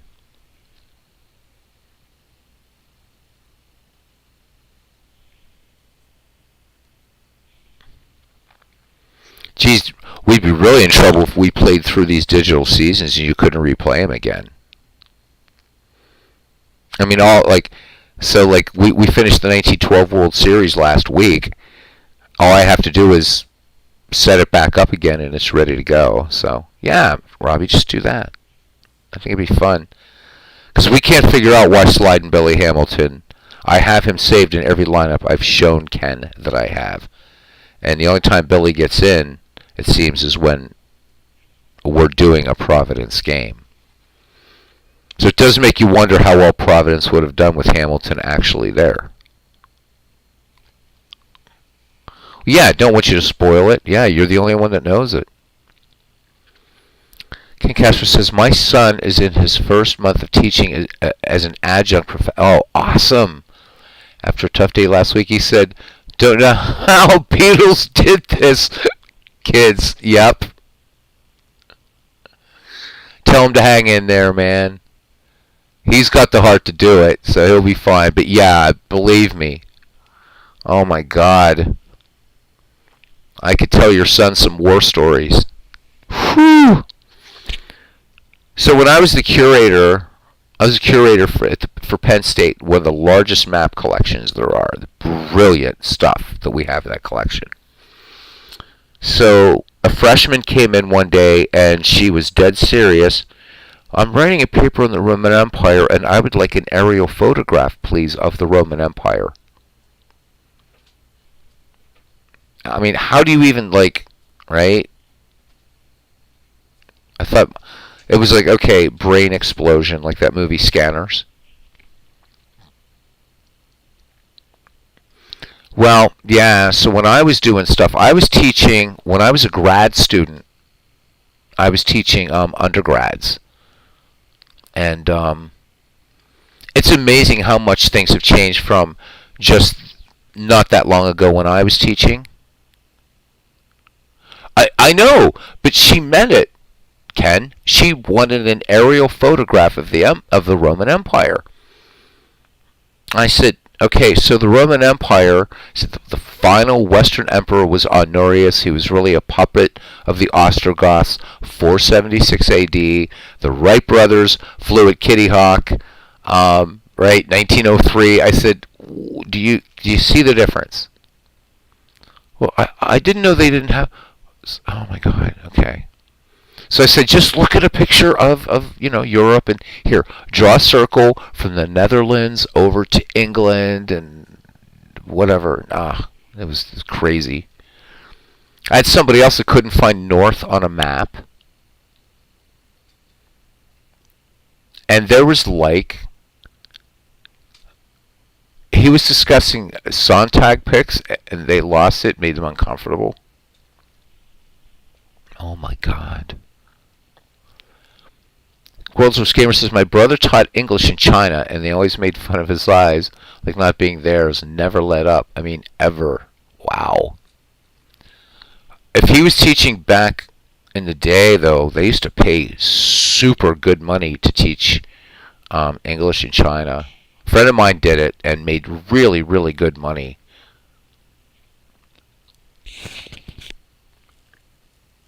You're not saying anything. You're fine.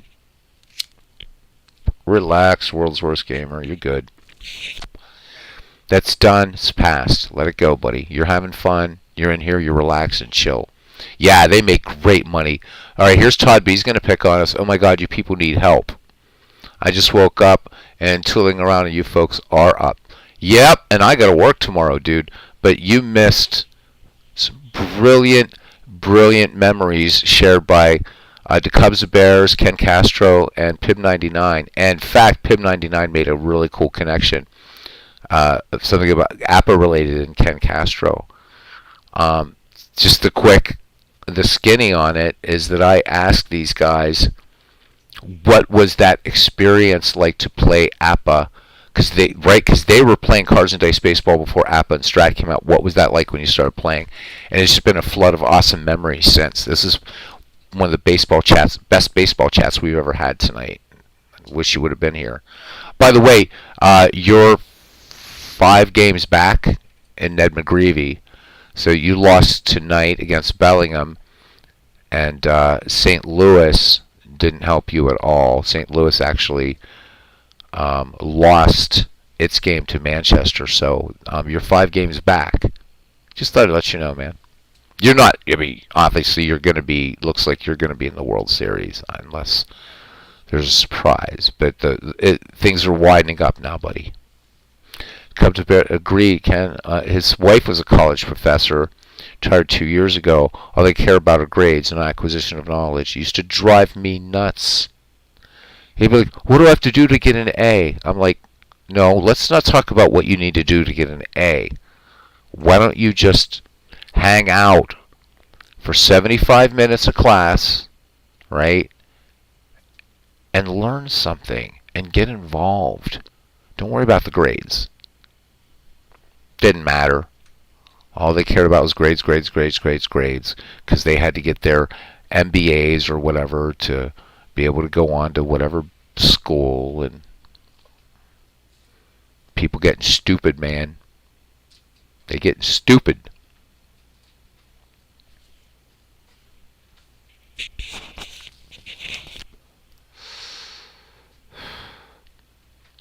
But that being said, Todd, yes, we do need intervention.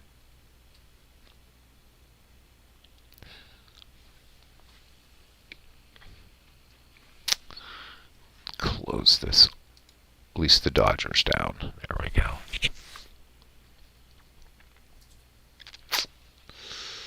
All right. I keep saying I said we're going to close this down an hour ago, and it didn't happen. But unfortunately, I still got stuff I have to do. This sucks, man. I gotta like do something and make like a lot of money real fast so I can hang out and just do this.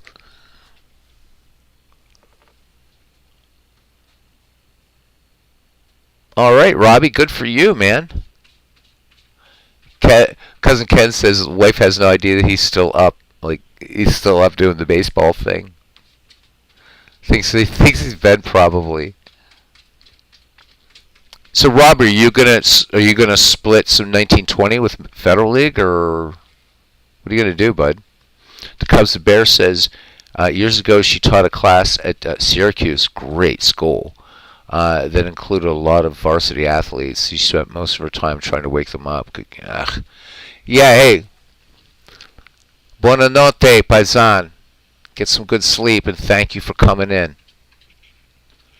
That is sad, right? Whew.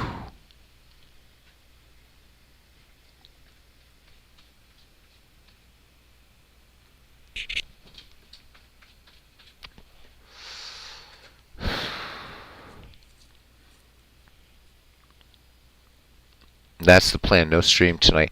Yeah, Robbie, sorry, man, but I had to just hang out a bit, and there's no way I was gonna say, oh, I'm shutting down the guys, and maybe we'll get back to these memories. I just loved it. So, my apologies, dude. I sort of stepped on your streaming time. Bright side, buddy, you're not gonna. If I do a game tomorrow night, it's just gonna be a game and I'm out, or a quick doubleheader. And then Saturday, nothing. And, dude, you can always stream when I'm streaming. Please don't feel like you have to put your channel on hold for me, man. I'm just, like, talking most of the damn time. So, seriously, man, I will not be insulted. Not at all.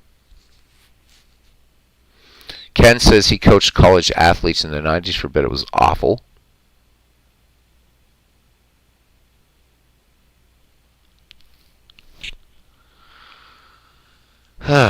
With as many mods here, I can let you guys talk all night and just you guys can self-moderate. I don't even have to be on here.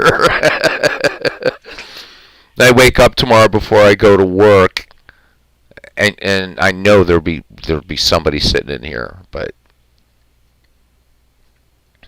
you know what I haven't noticed is any of Robbie's robot girls coming in anymore. So That must be something. Maybe when you get past a certain... Ken's going to go in 22 minutes. All right.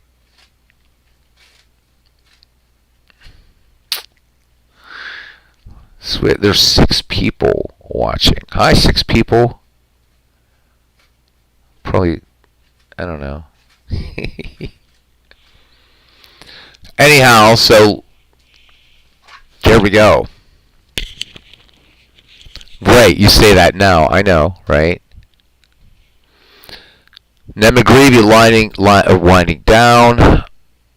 Since Robbie's going to do 1920 on his channel and Baseball for Windows, I am still in search of a project while I set up the all-time World Baseball Classic. And I don't know what I'm going to do yet. Yeah, Robbie, kind of hard to get away. You got to kind of, you know.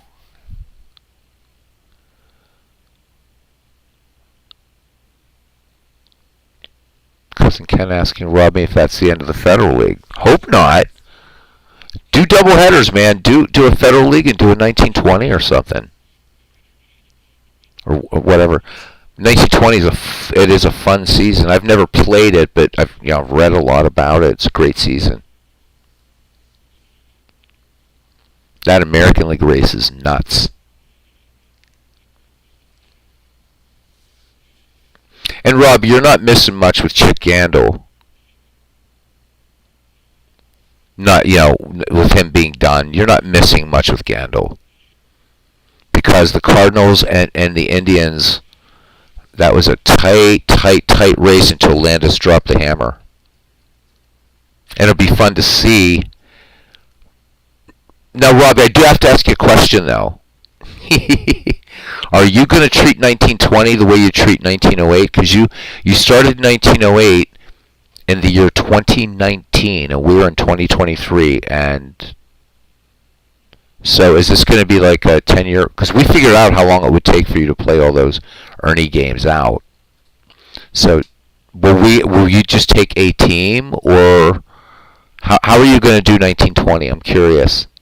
And 1914 for that matter. I'm curious how you're going to handle that. Because I know you love all the Ernie games, dude. You don't want to miss them calling anything.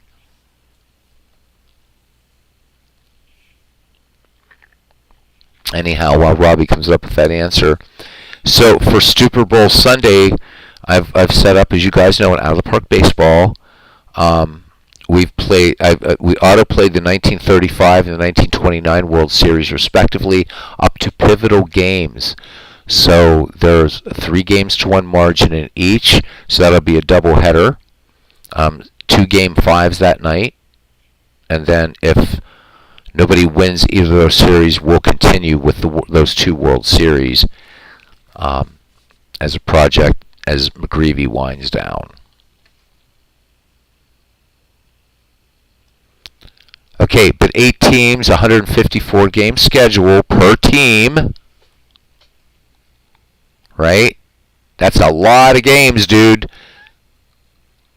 So I hope you stay with it. So if you do 2 Federal League games a night, you could be done in about a year and 2 or 3 months, something like that.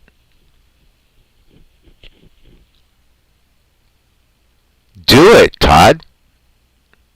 Todd's saying he should put a 77 to 82 project in here and let people help me finish it. Is it on Action PC? Yeah. Yep. Ken Castro already beat me to it. Is it on Action PC? I think it'd be fun.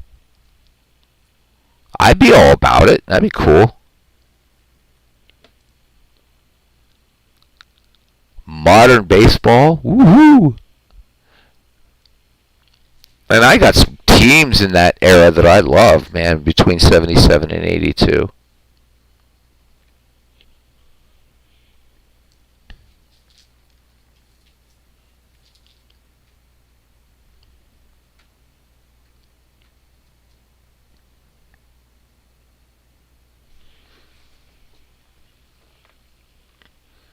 Ken says, how about you guys finish the second half of the Phil's 1965 replay?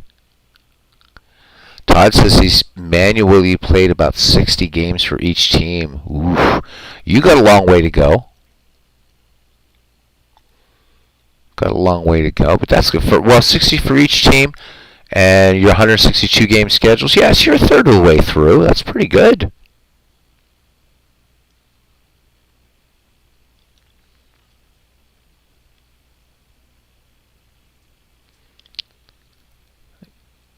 Two years in. But if you're enjoying it.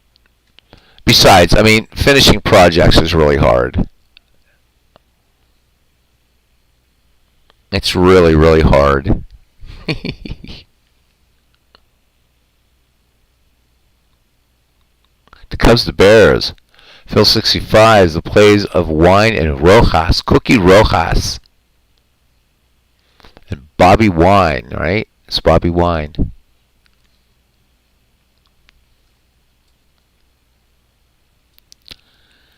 Ken says, I'm at 78 in his Phillies replay and just under 300 games in a full 1965 American League replay. All cards and dice, every game played. Oof. Todd B says he knows every player intimately. Fun. This is fun. World's Worst Gamer. Ken Castro, he says bigger problems to deal with when it comes to sports sims. Going to have to replay all seasons I played in Action PC. Taking pitches was a bad idea. I'd love to do an experiment and see what's going on there. I wonder why that's happening. Because I've only ever done one, as I've told you, World's Worst Gamer. I've only ever done one game on here completely, 9 innings, pitch by pitch, just to see what it felt like. And calling the game. Man, that was exhausting. I don't know how those guys do it over 162 games. It's amazing. You think it's fun. Man, hey, I get to call a baseball game every day.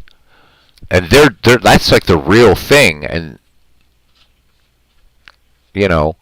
everybody knows, at least with me, I'm no broadcaster.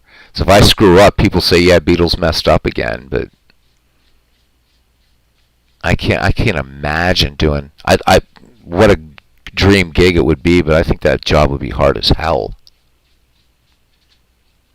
Day in, day out, baseball is the grueling long season, man. I'd rather be a Beatle. All right, gentlemen. Last ciggy and I'm going to bed. Games go longer if Hernandez is the plate umpire. Exactly. We're talking about geologic eras, right? Robbie Wartburg says sometimes he opens up 1908 and you play a couple offline. Todd B says played a game tonight. The 80 Royals beat the 77 Rangers 1-0. Doyle Alexander is now 1-11 for the Rangers. Go Doyle. Ken says most of the beat writers he know all end up divorced. I imagine so.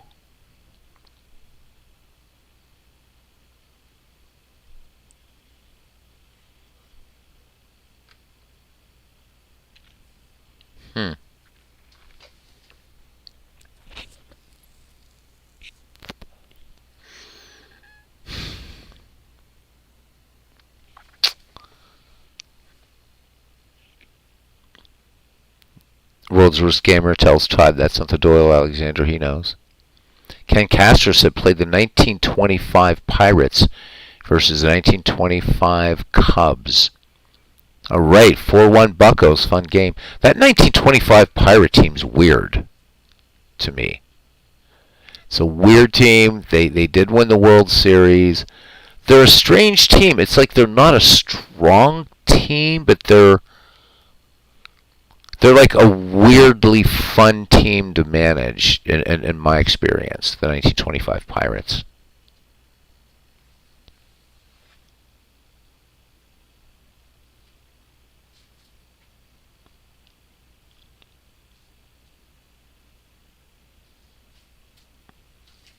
if you did a Federal League 1920 doubleheader each night, the Cubs Bear says most of the beat poets he knew ended up divorced too. Again, I can see that as well. Hell, most of we rock musicians have been divorced. Myself included. If I were you, Robbie, I would do 1920 first because you're trying to build up your channel some more. And I think there might be more interest in 1920 if you dress it up a bit, like talk about maybe, because like when you start a stream, you can type in all the kinds of stuff you want as a channel owner and all that.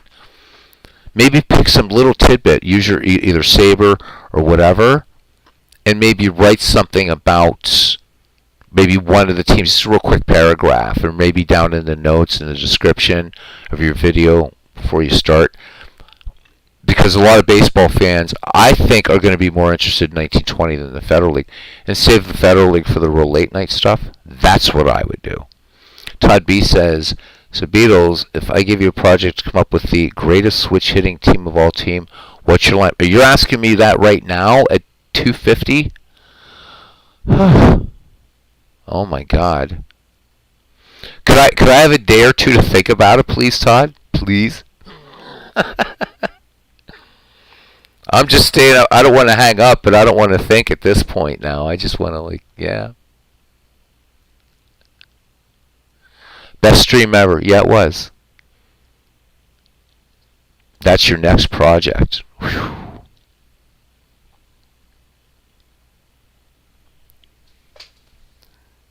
That's a tough one. But I'll take up the challenge. I'll see what I can figure out.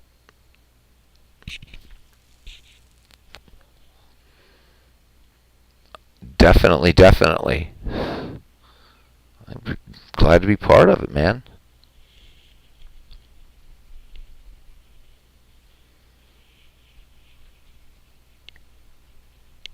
Hopefully, next week or so, we'll have our Negro League All-Star game. Yeah, Mantle, Eddie Murray. Yeah, when I say Eddie Murphy, Eddie Murray. Yeah, I will definitely. I'll put one together and submit it for your approval. I know. Reggie Smith. Well, hell, I'll just hang around long enough here. These guys will do it. I love it. Keep going, guys.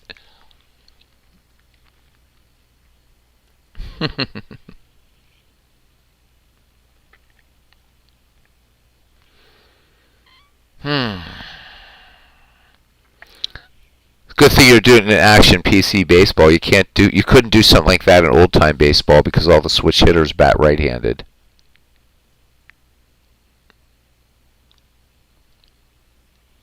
Ted Simmons, yeah.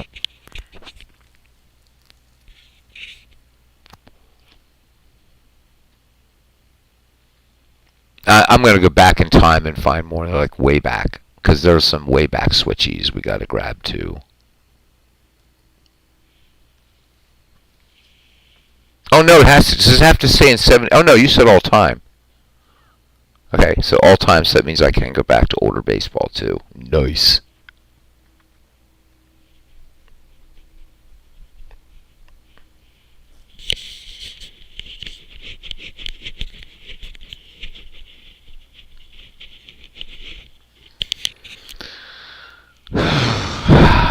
Yep. Best stream ever. On my channel, this is tonight the most fun of all of them. We've had some fun nights, haven't we?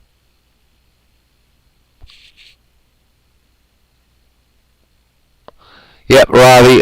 Yeah, almost 2 a.m., almost 3 a.m. here, and I got to work tomorrow and all that kind of happy horse hockey.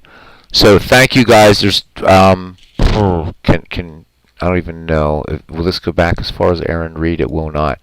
Aaron, I know you were in here tonight. Thank you. I'm going to go from the top down this time. Robbie Wartburg, World's Worst Gamer. The Cubs, the Bears. Sports Time Machine. Pib 99. And again, Aaron, thank you, Aaron Reed. We'll get him on the channel again sometime soon. Maybe we'll have him on. Well, I don't know if he'll be watching that other game on Sunday, but if not, maybe we'll have him on for a bit too. We'll make it a fun evening of baseball.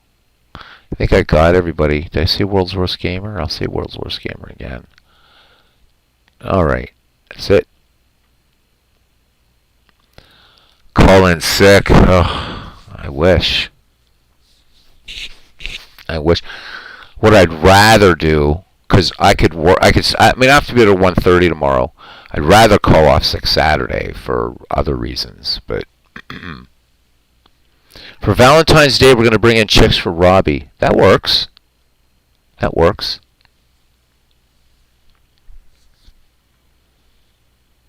We used to have one that came around here, but she used to go to Al's chat and stuff too. I don't even know if she's around anymore.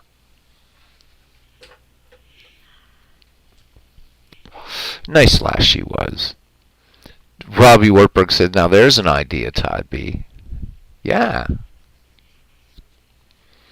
But let's be honest, Todd. We're a bunch of baseball geeks. How many female particles do you think we could really get in this chat that aren't bots? I mean, let's be honest. You imagine a bunch of chicks hanging around, and we're talking about APA brochures, and Steve coming in here and talking about major league equivalencies, and I'm reciting a baseball poem, or once again extolling the virtues of Hannes Wagner above all things. And yeah, I could just get those APA groupies.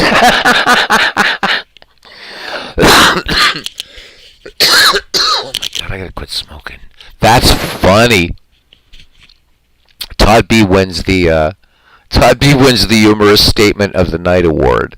That's a solid triple to left. He knows APA groupies. Yeah, no self-respecting women are going to join this group. That's the way we like it. That's the way we like it. Got to embrace the geekdom, man. But I mean, Ken, if you do know some APA groupies, dude, I mean, okay. You never know. There might be just one out there that'll say, Robbie Wertberg. Eh? Yeah, that's a given. That is a given. Magic could happen, Robbie. Hey, Robbie, did I tell you that my family sells beachfront property in Nebraska? We need to get Hunter Biden into playing sports skim. He can hook us up. Hey, you know, we got to at least hook Robbie up, man. Got to hook him up. All right, I'll write a letter to APA complaining about Baseball for Windows on Robbie's behalf. And I'll also say, by the way, could you send some chicks our way?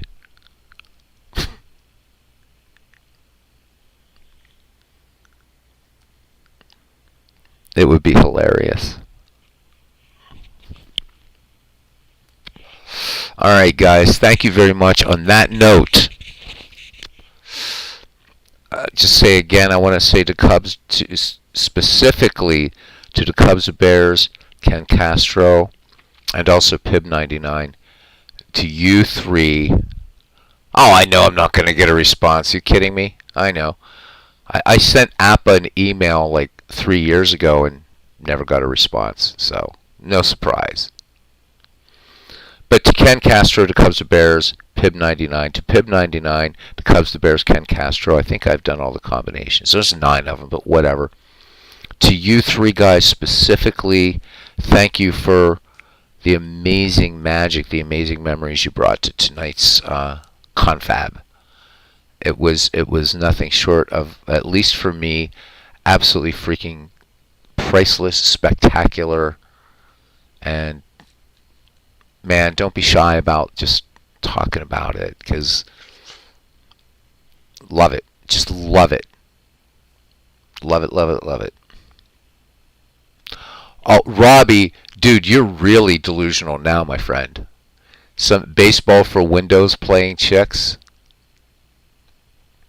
So, Robbie, women have only started playing Dungeons and Dragons ever since, like, Big Bang Theory made it cool. So until they make a series about a bunch of us playing these baseball games and then playing baseball sims is cool, I don't know one woman that plays a baseball sim. Not one. But I know a lot of girls that play like Dungeons and Dragons and they play Warhammer and Massive Darkness and all these other games. I don't know one woman that plays baseball sims. Is Mayim Bialik single?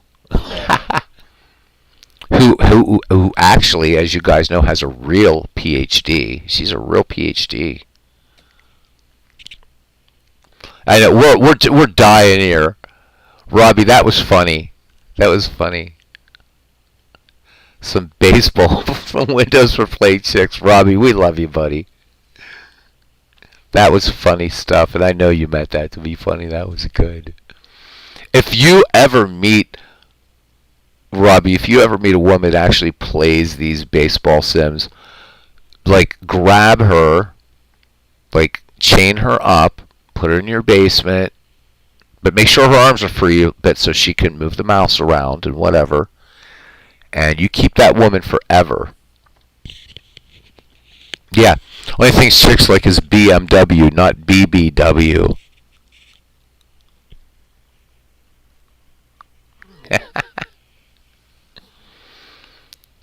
Dude, I would keel over if I ever met a chick to say, "Hey man, you want to play some APBA?" That'd be it. You get this little blurb.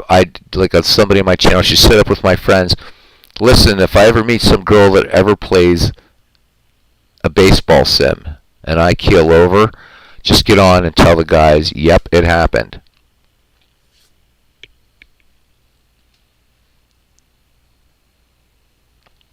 So Gina and I are going to, but this is a different ball game altogether. Pittsburgh in July is Pittsburgh's hosting the International Brotherhood of Magicians convention, and some of the best in the world will be there. And why I got a hold on this chick, she's total, utter, complete magic geek. She loves sleight of hand magic and mentalism and all that stuff. So I told her about the big IBM convention in Pittsburgh this year, and she's like just over the moon. She can't wait to go.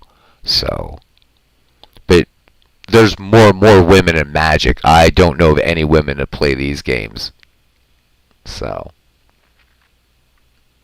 yep. Yeah, Ken, I'm still here too, right? I am still here too. So I was like, yeah, I'm gonna go. 22 minutes later, I'm telling you, this room could self-moderate.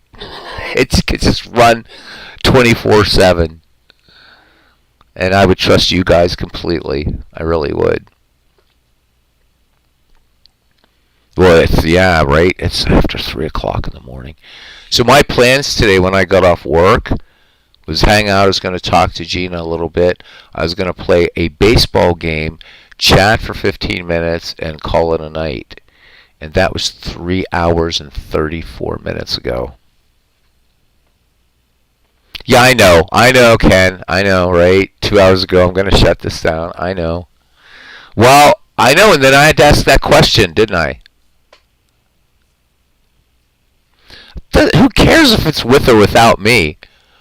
Oh my God!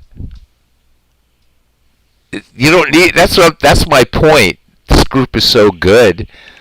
This is the only YouTube sports gaming channel that doesn't need its owner, and that's not because all you guys are mods. It's because all you guys are just, you love the game so much. You don't need me in here, dude. Exactly. You can handle. I guarantee it. I could right now say, guys, moderate it. And seriously, you guys. Ken says he's gonna pull an all-nighter, Robbie, you're just as guilty. You said you were getting sleepy, and that was back at 2:20. Well, or whatever time it was for you. So that was like 20 minutes ago, and you're still here. You're still here. Nobody watching these streams, dude. They're looking, and they're saying, really? 3 hours and 36 minutes? I'm not going to sit and watch a 3 hour and 36 minute stream.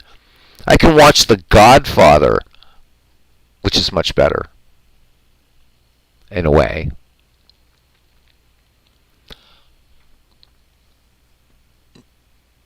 Part of the conversation. Yeah, I'm part of the conversation because I want to learn. I want to learn, man.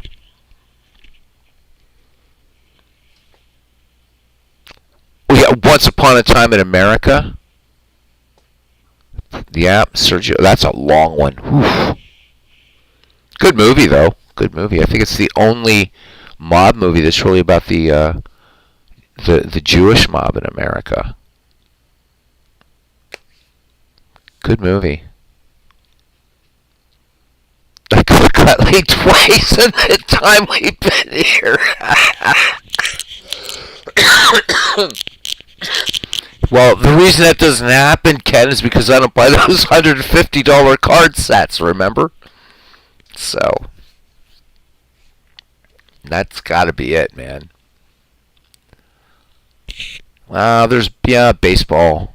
Baseball's more important. Baseball breaks your heart every fall at the end of the World Series when it falls in love with you again in spring training. And we're, 3-4 days away? Yeah. All right. Guys, thank you so much. What can I say? It's what I say every night, and I mean it. You all are my friends. You're my family.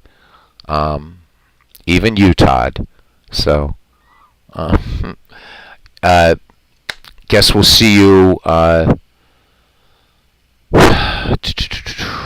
I work tonight. Oh, there might not be a game tomorrow night. I'll see you guys Sunday. I don't know if I'm on tomorrow night. Awesome. Until then, see you guys around the batting cage. Thank you. It's so much fun tonight, and especially to Ken and to Pib99 and to Cubs the Bears. Thank you guys so very much. All right. See you guys Sunday for some baseball. Till then, see you around the batting cage.